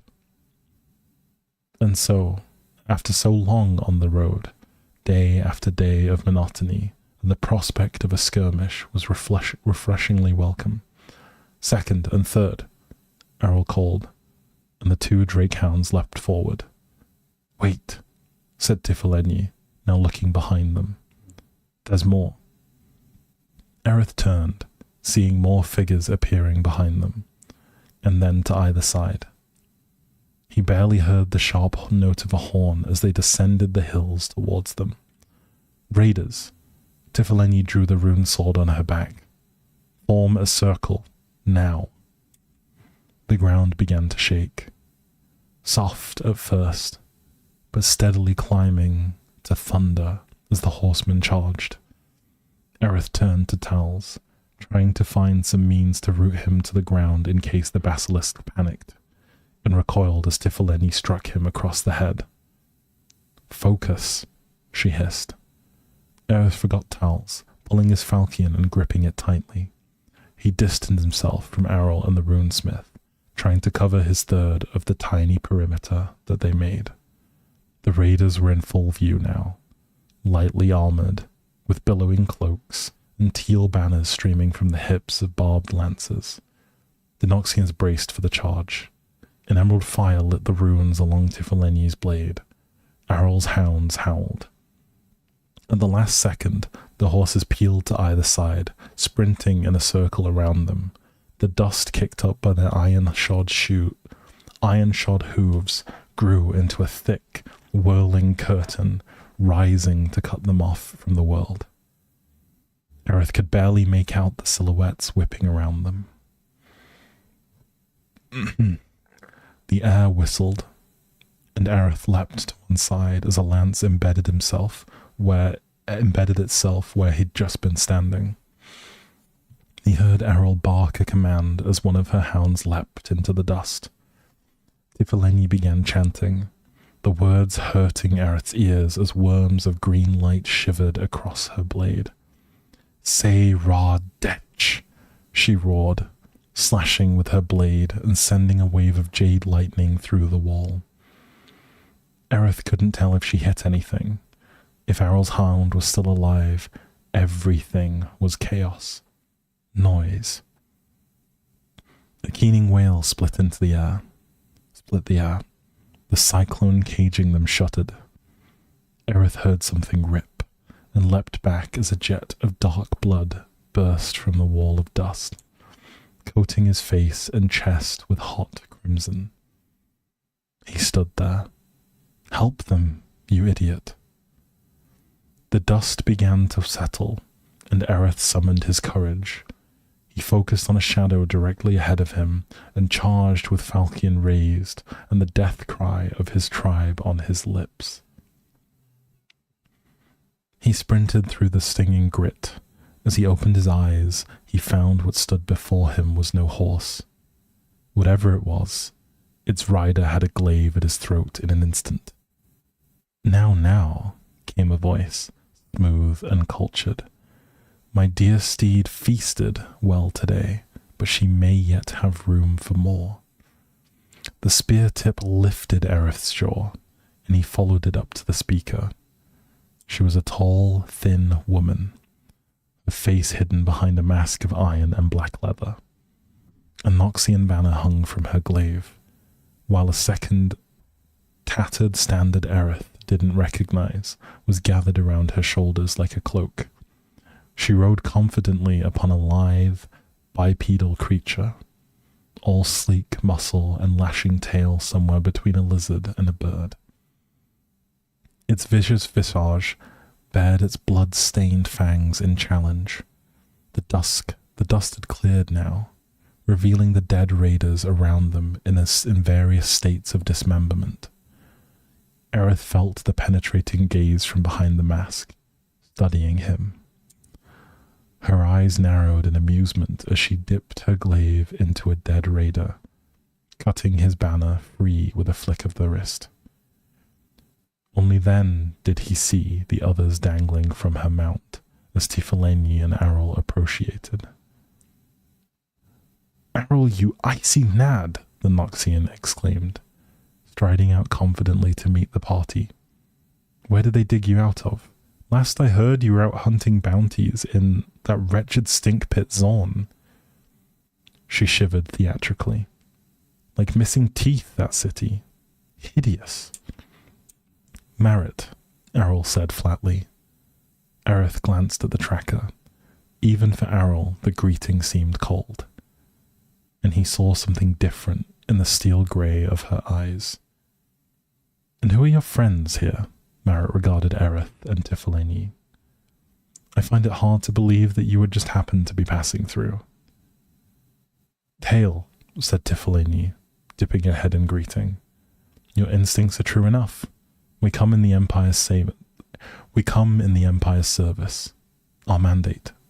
The runesmith handed Merit a scroll. The masked woman unfurled it, her dark eyes flickering up to regard Tifaleni several times as she read it. "Under the penalty of death," Merit read dramatically, before handing the scroll back to Tifaleni. "Well, this all seems to be in order. When do we leave?" "Now," answered Tifaleni. "Fair enough." Merit eyed Aerith. "Manservant, eh?" He hesitated. I'm a blade squire." "You may address me as my lady, manservant." Merit gestured to her mount. "And this is my glorious steed, the Lady Henrietta Eliza de And this is my glorious steed, the Lady Henrietta Eliza Vespasian the Fourth of Oregonthus." She looked at Aerith, narrowing her eyes. "But you do appear quite stupid, so I suppose just Henrietta will suffice." Henrietta swung her long, muscly neck in Aerith's direction, breathing out a chittering hiss through her gleaming fangs. "What does she eat?" asked Aerith. "People who get on my nerves," said Merit, as she turned away towards her pavilion. "Tend to her ends, little man, and speak when spoken to." Aerith opened his mouth to reply, but Henrietta hissed again, and he bit down on his anger. Together they worked quickly, striking Merrick's camp and loading her onto towels. The basilisk bore the weight easily, as though he didn't even notice the added burden. Aerith was beginning to understand how a fully grown one could level fortifications. "Is everything ready to move?" he asked the runesmith. Aerith nodded. She signaled for them to move. Merit leapt up into a polished leather saddle on Henrietta's back, binding the Noxian banner to her glaive and the second standard around her neck like a cloak. Aerith nodded, and she signaled for them to move. Merit leapt up into a polished leather saddle on Henrietta's back, binding the Noxian banner to her glaive and second stand... Oh, I read the same thing twice. Just ignore that. It's fine. "Come on then, Tals," Aerith called, urging the basilisk from where it drank and munched on soft grasses of the watering ground. Merit cocked her head to one side. "Wait," He named our packed animal? He did, said Errol. Merritt scoffed. Well, I suppose we can use this idiot's tears to season the meat when we have to eat it on the trail. Those riders, said Tifaleni, nodding in the direction of where she had watched them vanish over the horizon. Yes? Merritt leaned down from her saddle. What about them? Aren't you concerned they'll simply go back to raiding in your absence? Merritt waved her hand. Nonsense. These are my ancestral lands. If they chose to be a good steward to them, if they chose to be good stewards of them, then fine. And if they don't, I'll just kill them all when I return. Worry gives you frown lines. A few days' ride took them from the Blood Cliffs. The runesmith kept their pace brisk, having the party sleep in shifts along the trail, and only stopping when absolutely necessary. Aerith saw her each night, either on road or at camp, sitting apart from the others, with her eyes intent upon the moon. They skirted east across the base of low mountains before arriving at the port of call at Drakengate at the first light of dawn. Aerith found the docks there to be just as bustling as any other, mired in the same organized chaos of armored mobilization that seemed to be taking place over the entire eastern coast of Noxus.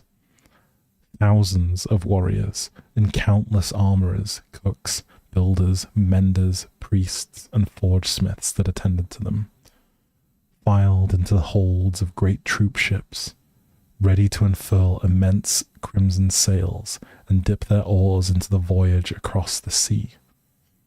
Aerith set about hunting down supplies as soon as they arrived, while the ships were already provisioned for soldiers and more common animals for the crossing. Their party had accumulated a variety of exotic creatures he was now responsible for.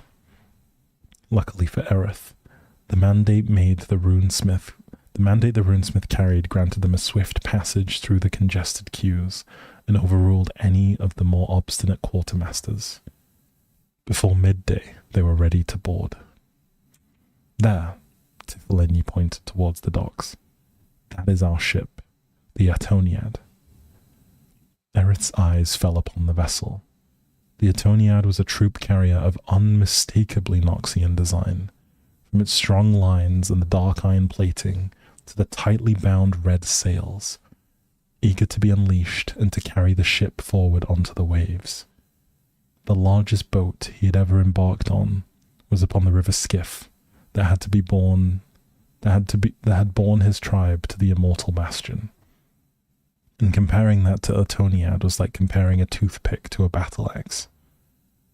The lines of men and women were already boarding, filling up gangplanks, while the other wider ramps admitted animals and pallets of tools, stone, and lumber. I don't see many soldiers, said Aerith.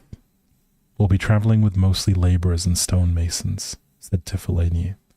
The Atoniad is bound for Phalor, not the mainlands. Phalor? Aerith glanced at the runesmith. We go to the great fortress then. What's left of it, muttered Errol.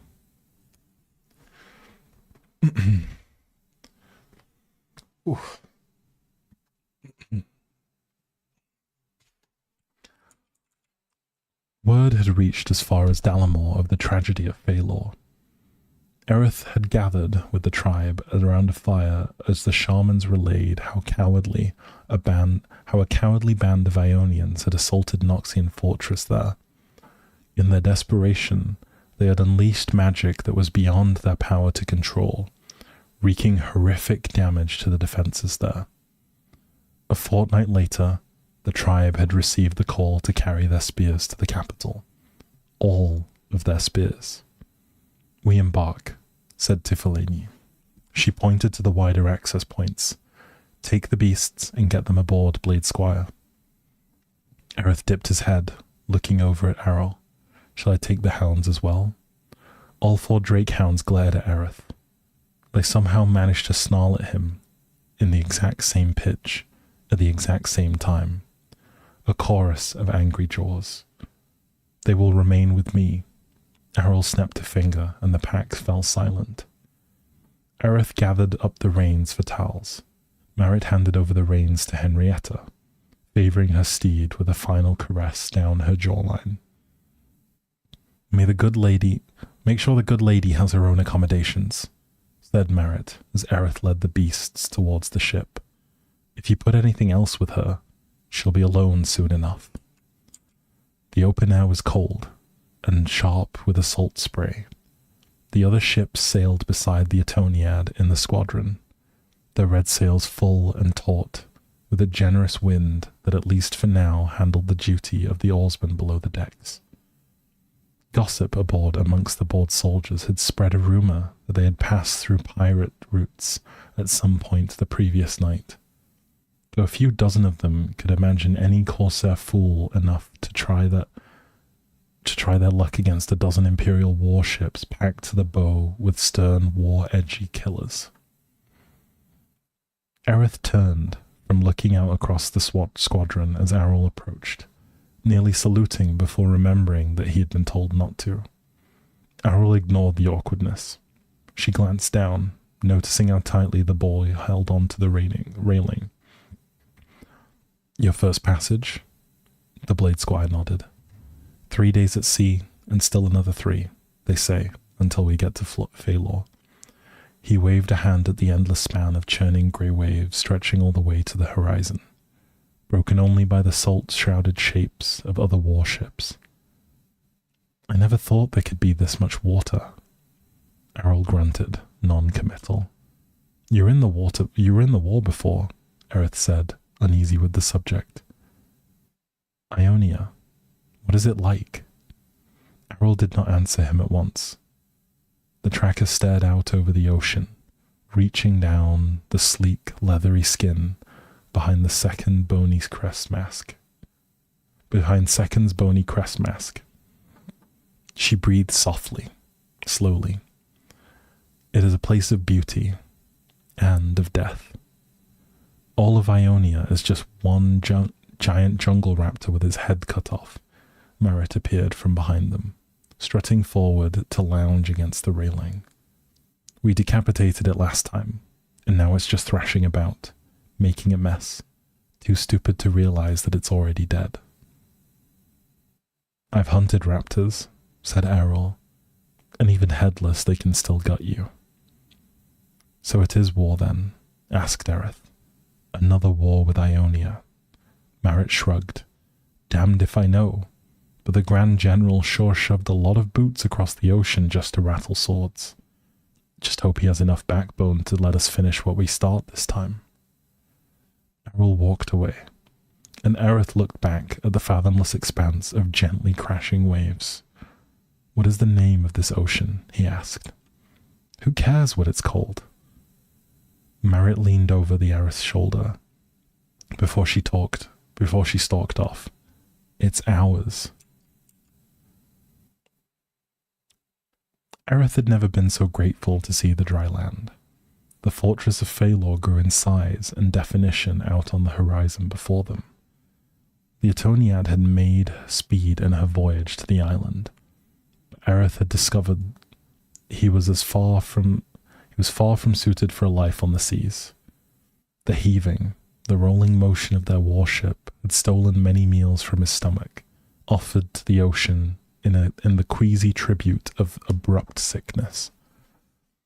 Everything was soaked, coated in a crackling crust of salt that burned his skin. He had kept below decks for the most part, ensuring that the creatures in his care endured the passage with as much comfort as he was able to offer. Tals seemed fine, eating regularly, and spent the majority of the time in his pen, sleeping. The Lady Henrietta, however, required more diligent attention, a nimble and energetic beast. Marit's steed was clearly unhappy with the confines of the ship. Aerith took extra care during her feedings, to ensure he did not become the meal himself, and looked forward to getting Henrietta off the Atoniad, where she could stretch her legs. When the call for land had gone out from the scouts at the ship's bow, Aerith hurried above decks to see. The top deck was crowded with Noxians eager for their own view. At first, it was a little more than a smidge in the distance, faintly more defined than the hazy stripe where the water met the sky. But the closer they came, the more distinct it grew. Aerith glimpsed what appeared to be banks of fog surrounding the island, tinted a ruddy brown that upon closer inspection became red. Phalor was surrounded by Noxian ships.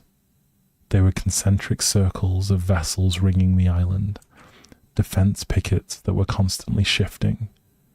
Atoniad was halted by the outermost patrols, a pair of frigates that lashed themselves into the larger vessel with boarding hooks as squads of naval soldiers came aboard.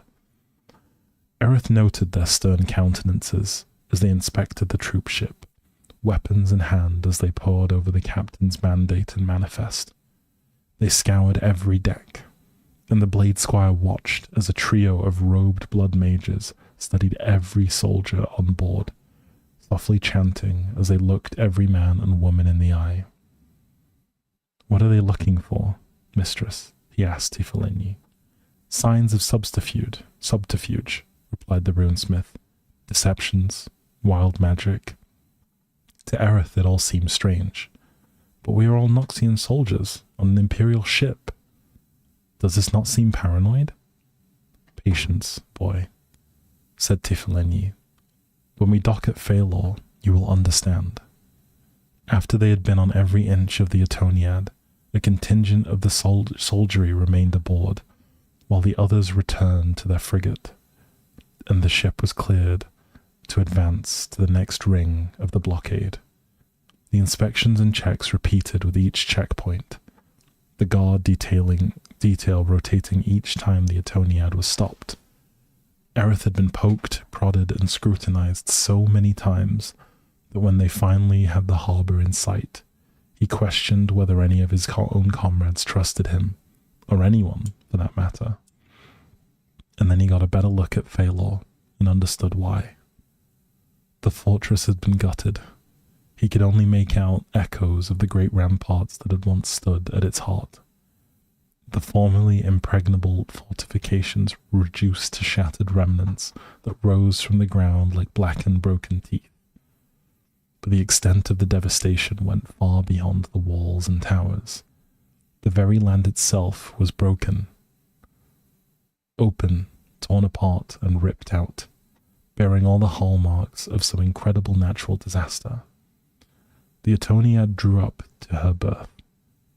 The Noxians leapt to work, both aboard and on the dock, as soon as she came to a halt. The craftsmen rushed to their assigned posts, while raw materials and supplies were offloaded and taken ashore. Aerith went below decks, trying to put the shock of the island from his mind as he went about getting Tolls and Henrietta off the Atoniad. Standing out against the herds of livestock, and more mundane pack animals, Aerith led his beasts up a wide ramp leading to the ship's hold, waiting as those ahead of him were processed and allowed into Phalor. He stood transfixed as he watched crews descend over the wreckage of another warship like a swarm of furious ants. Great winches and great chains hauled the wreck up out of the water, one piece at a time. Teams scrambled down within, pulling out of the pale, bloated ships of the fallen droves. She was more than twice the tonnage of the Atoniad. Her hull had been broken in two, like a stick over a man's knee. Zoe, if you want to link to the Discord, here it is, just in case, if you wish to join. Carrying on. What kind of power could have possibly done such a thing? Aerith had thought back to when he stood in the shadow of the immortal bastion. The certainty he felt there, seeing the Empire marching to war. There was nothing in that creation that could possibly stand against them. Also, thank you for the follow, Glowlucan. Welcome, welcome. If you feel comfortable, it would be cool hearing a little bit about how you found us. Also, sorry if the vibes are a little bit slow here today. We are just doing some reading. It's a little bit different to the normal streams, but hopefully you're enjoying it. Yeah.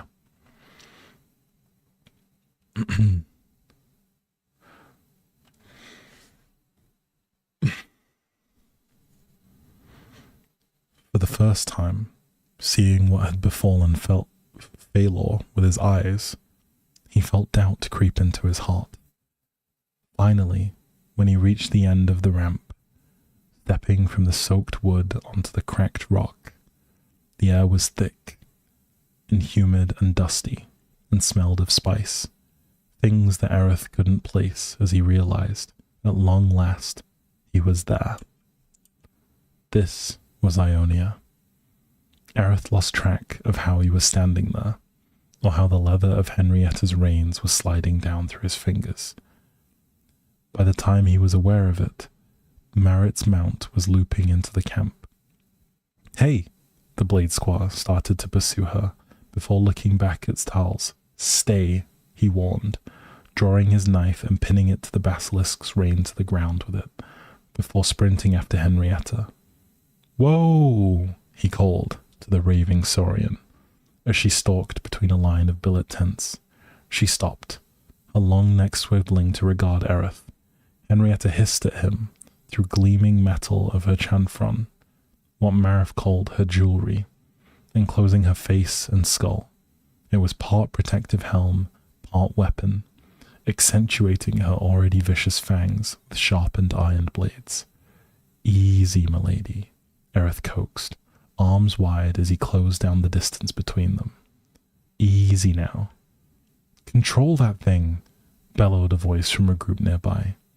Both Henrietta and the blade squire shot them a hostile glare. "She's been cooped up on a ship for days," Aerith barked at the soldiers. He took advantage of Henrietta's diverted attention and grabbed a hold of her reins, wrapping the leather around his forearm. "She needs exercise. You want to be it? Then stay out of the way." Aerith stared down the soldiers and watched them disperse, only registering after a time that the runesmith was calling for him. He went back to gather up Tal's reins and guided his chargers along, tugging the basilisk forward and holding Henrietta back as he headed towards where Tifaleni waited with Errol and Marit. Voice kinda twice, or my headphones lagging? Are you hearing me twice? I don't think you should be able to. It may be, like, I can double check something, but you guys shouldn't really be able to hear me twice. It doesn't look like there's a level twice. I'll have a listen back to it after the fact and see if I can fix it. But it should be, it should only be the once. So I'm sorry if you do hear me twice. I'll have a look at it after the stream. You hear me loud and clear? Okay? We're not having any issues? Okay. Just double checking. It could be headphones lagging then, I suppose. Yes.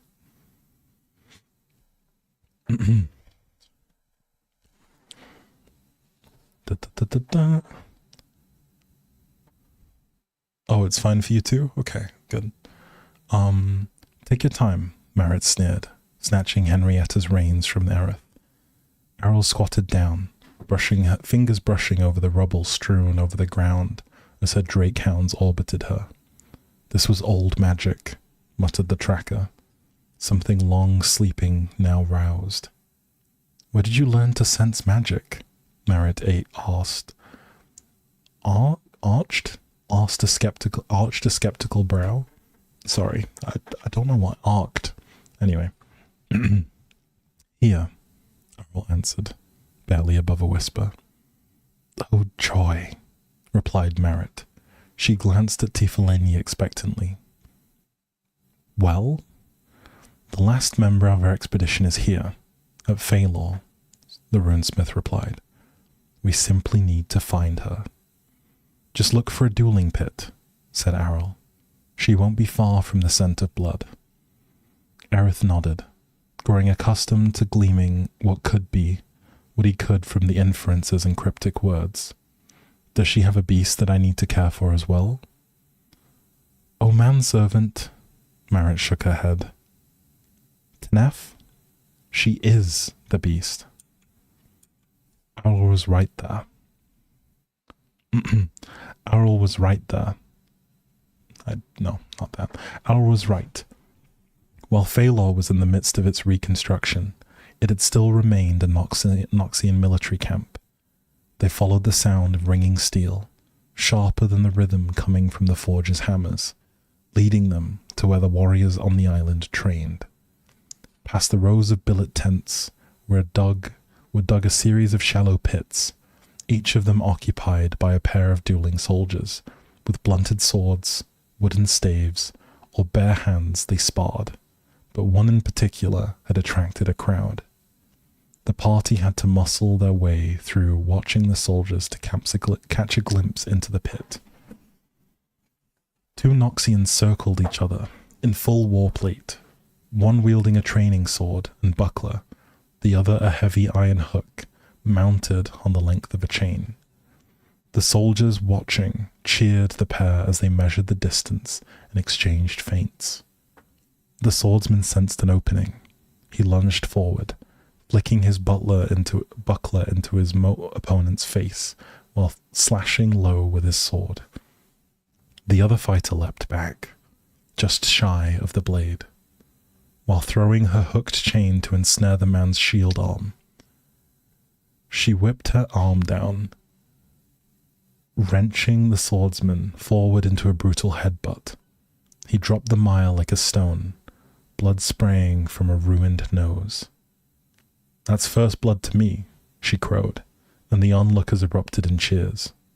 That was dirty, Tenef, the swordsman snarled, pouring blood from his mashed nose with a wicked laugh. Let's make it second blood. I'm not done with you yet. First blood was the agreement, Tenef repeated, with no compromise in her voice. We need you in the line, Cestus.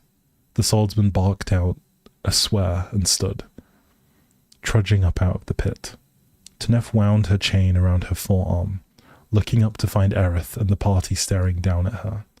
Her eyes widened in confusion. Marit? Errol?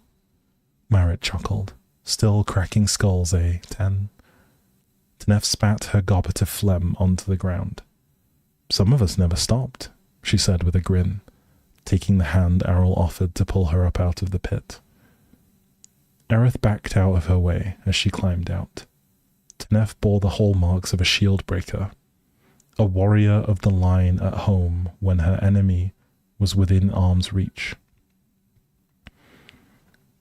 Scars crisscrossed the flesh, not only covered in leather, but iron armor, tales of blood and honor etched into her over a lifetime of battle. He wondered how many of the scars she bore were earned here in Ionia.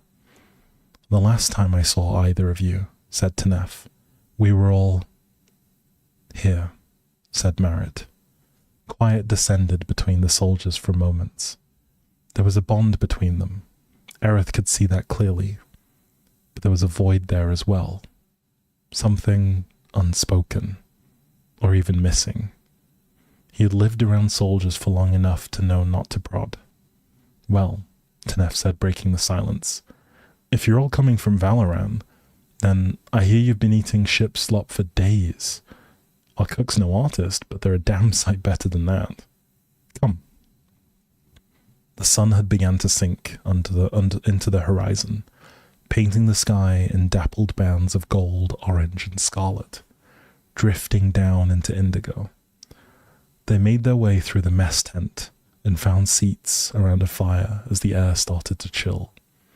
The women talked amongst themselves of what they had done since they last served beside each other, and of old wounds endured together. Aerith remained silent and listened. "And you, boy?" said Tenef, her attention shifting to the Blade Squire. "You blooded? Fought your principal yet?" Aerith straightened.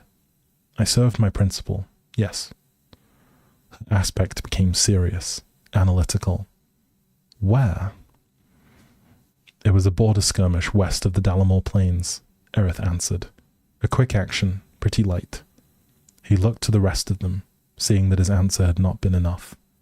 This was not the ignorant voyeurism of the civilian, eager to satisfy some fanciful idea of what it was like to fight in a war they knew they would never experience. These were veterans, warriors who may find themselves beside in the line, needing to know what he had seen or how he'd carried himself.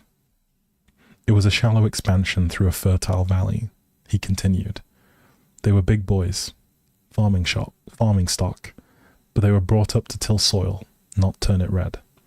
Once we got in with the rapid drumbeat running charge, we closed, rolled up their right, double fast, and opened them up quite quickly. "Any of them left afterwards?" asked Narrell, "to till that soil?" Ever shook his head. "We tried. After their elders came around, we brought in others to help them take up the work. Harvest needed planting. No time to wait." "And how many of those big Marrow tilted her head. "And how many of those big farm boys did you make till the soil with red? Sorry, I'm struggling with my words. "And how many of those big farm boys did you make the soil red with, eh?" "Leave it alone," said Tifleni. "I was rear guard," Aerith shrugged. "By the time the lines rotated to me, they were already broken. We mostly just finished off those two wounded to save, and dug graves." The memory surfaced in Aerith's mind without asking, trudging through the aftermath of broken shield wall, feeling someone take hold of his ankle, looking down, seeing a man who had a spear thrust in his belly, croaking at him words he didn't know, but a message he understood clear enough. Putting his spear tip to the man's throat, the man tilting his head back to accept. "When was this?" asked Tenef. "The past spring," Aerith answered. "An infant!" exclaimed Merritt. "I said leave it alone," the runesmith growled. "He's here to tend to beasts, nothing more." Merritt chuckled, her eyes narrowed in amusement. Tenef eyed Tifleni. "What have you then, Rune Shaper? Where have you served?" "Far from here," she answered, and the odd light in her eyes convinced Aerith that that was as much as they would hear of her experiences. Sleep was a glorious thing to a soldier. Any span of uninterrupted rest was precious, rivaling a full belly or a pair of well-made boots to a fighting man or woman. Aerith had tried to adjust the endless rolling and pitching of the Etoniad, but sleep had only come to him in fits and starts. Back on solid ground, with his cloak laid out on a flat and dry patch near the animal pens, and his duties done, the Blade Squire rested his head and his pack, and savoured the prospect of sleeping through the next handful of hours before the early morning feedings came. It felt as though he had no more than blinked before he heard the voice, sharp and as cold as the edge of the knife he felt against his neck. "Do as I say in silence, or I will cut your throat." Aerith opened his eyes. Dawn's light was still hours away, the moon a thin sliver, sickle overhead. As he was jerked to his feet, his knife had been taken. They walked, Aerith careful to keep his movements slow and his hands in view as he was led to the edge of camp. A huddle of figures stood ahead. He heard the low snarling of hounds as they approached, the silhouettes materializing into Arrel and Merritt, with the kneeling figure of the runesmith between them. "What are you doing in Ionia, boy?" demanded the voice as Aerith was shoved to his knees beside Tifleni. He was alert enough to recognize the voice behind him was Tenef's. "He knows nothing," said Tifleni calmly.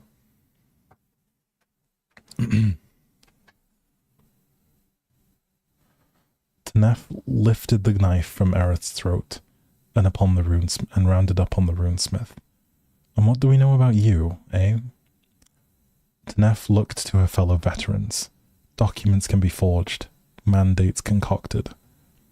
My mandate is quite genuine, said Tiflani, her calm eerie to Aerith, as this is the power you are flirting with opposing. Aerith tilted her head. Does the boy even know who you say you're hunting? Who you would have us hunt? He knows what has been necessary for him to know, and nothing more.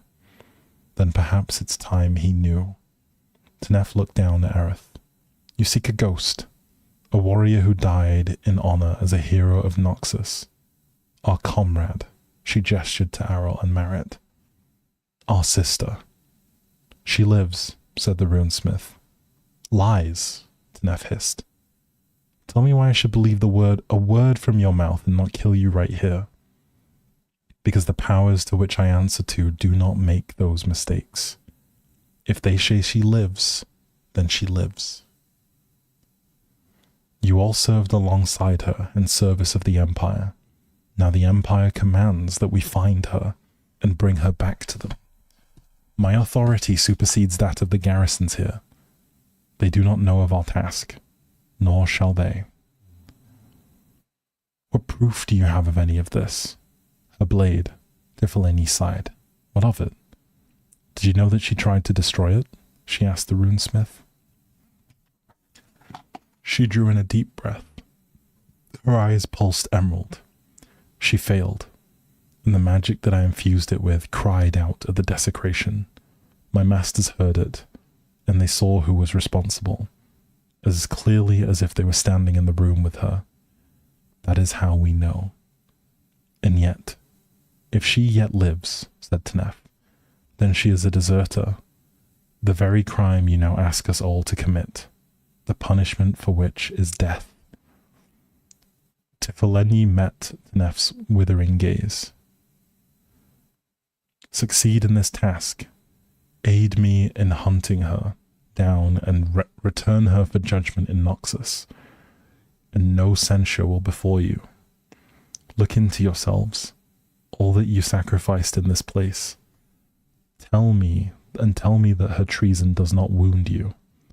Tell me that you would not turn your backs on seeing justice done, and the wayward answer for the life she has led all these past years. A dark silence hung over the gathering. Tension radiated from Tenef, Marit, and Arrel. A threat of violence balanced on a knife's edge. Aerith fought his nerves. The shimmering rage of secrets and the idea that he may die here on Phalor with no inkling as to why. We will go with you. All eyes fell on Arrel. Her first words since Aerith had been brought to them. Marit rounded on the tracker. You speak for all of us now? I do, Arrel said flatly. She cleared her throat, the effort sounding almost pained to Aerith. Because we are soldiers, all of us, and a soldier does as their duty, but no more than that. She was a sister to us, and sisters deserve answers. I do, said Arrel flatly. She cleared her throat. No, sorry, I read that before. Marit glared at Arrel. Her dark eyes slits of intensity, but she relented. Answers, she repeated. Tenef gritted her teeth, looking to the other veterans who gave her solemn nods. She hauled the runesmith to her feet by her collar, but did not release her. At the first inkling that what you have told us here are lies, which I will take your head. I speak only truth, answered Tiflani, and more than that, we can tarry no longer than we already have. We must cross into the heart of the First Lands, and we must do so now. Tiflani looked to Aerith for the first time. What I have said to them bears is the same truth to you, Blade Squire. Go with us along this path, attend and serve, and you will be rewarded. I am a loyal warrior of Noxus, Aerith proclaimed. I do my duty, and need not shadowy promises or the threat of a slit throat to do it. The Empire bids I serve you, so I do. I only ask one question. Ask it. Who is it? Asked Aerith. Who are we hunting? The runesmith drew her sword. She may call herself something different now, an adoptive name for her new life in the First Lands. The runes Aerith watched her etch along the blade leapt from the iron into the sky like a trail leading off into a dark mystic land that loomed ahead of them. But in Noxus, the name was Riven. Oh, that was a big story. I know some people will have probably knocked out and fallen asleep during that one. But yeah, it was a big story. I enjoyed it though. It's a story that I have read before and part of a series that I really like. I maybe will look to revisit this in like a future stream because it is a nice trilogy. It is quite fun. Hopefully that has felt worth it for you guys. But yes, we are going to look to wrap the stream up. It has honestly been a ton of fun. I hope you guys have enjoyed my first ever reading stream. I feel like my, what's it called? My throat is going to be killing me, but hopefully it's been a good time. Once again, I guess we should probably dish out some thanks, right? We have to say thank you to the wonderful people who submitted their writing. Thank you to everyone who stopped by and watched. I mean, I think I've seen crazy numbers on this stream today, like absolutely crazy numbers on this stream today. I think we peaked at something like well over 30. I hope you've all enjoyed it, honestly. Like, I think we should do this again sometime. Hopefully it makes for good secondary watching, you know, when you have time to yourself. You just want something to see you through some days. Just a reminder, I know I say it every time we watch, if you're someone who stumbled in from Twitch and you enjoy the vibes of do your messages go through? Yes, they do, Zoe. We do see. Yes. Thank you to everyone who's been here. I know it might not have been the easiest to stay here and kind of watch.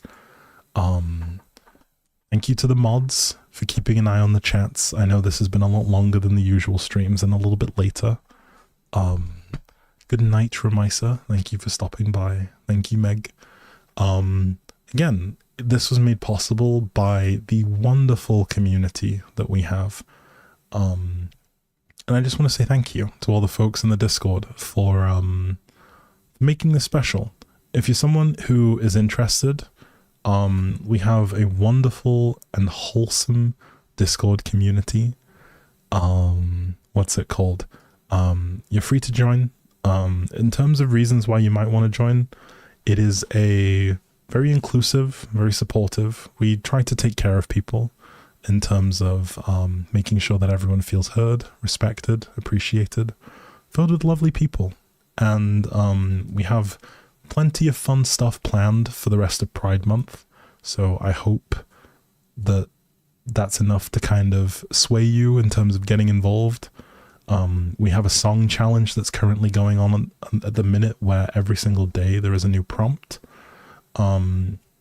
There is a special book bingo for the book club where you basically just have to read 3 titles that meet the prompts. There are also somewhat regular like impromptu movie nights hosted by other server members. There are also movie nights hosted by the mod team and myself. And we do big events when big things happen. We've done events for the what's it called? We've done events for Halloween in the past. We did event for summer. We did one for winter. But yes, thank you for all stopping by. It's honestly been incredible, and I think we should do this again sometime. Maybe when my voice has had a lot of time to recover. But if the stuff in the Discord does sound interesting to you, you can find the link in the live chat. You can also find the link in my bio on all of my socials. I also link to my other socials if you wish to, what's it called? If you wish to engage with those. But yes, it's been magical. There will be no stream on Saturday next week. This was just a one-off. So we'll be streaming on Wednesday and Friday next week, unless something changes. So the usual time is 7:30 p.m. UK time. You can find what that is in your local time in the Discord, or just use YouTube to see when the stream is scheduled for. But yes, I appreciate you all.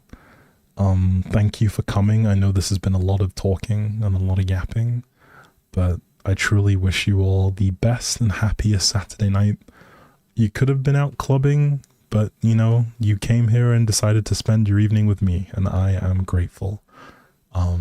So yeah, thank you for being wonderful. You're done working? Awesome. Congrats on being done with working. Thank you for spending your night with me, I guess. And I'll see you all very soon. Take care of yourselves. And please, don't forget to say thank you to the mods for being here and for keeping things rolling. I'll turn on the redeem for a little bit, because I think it's paused.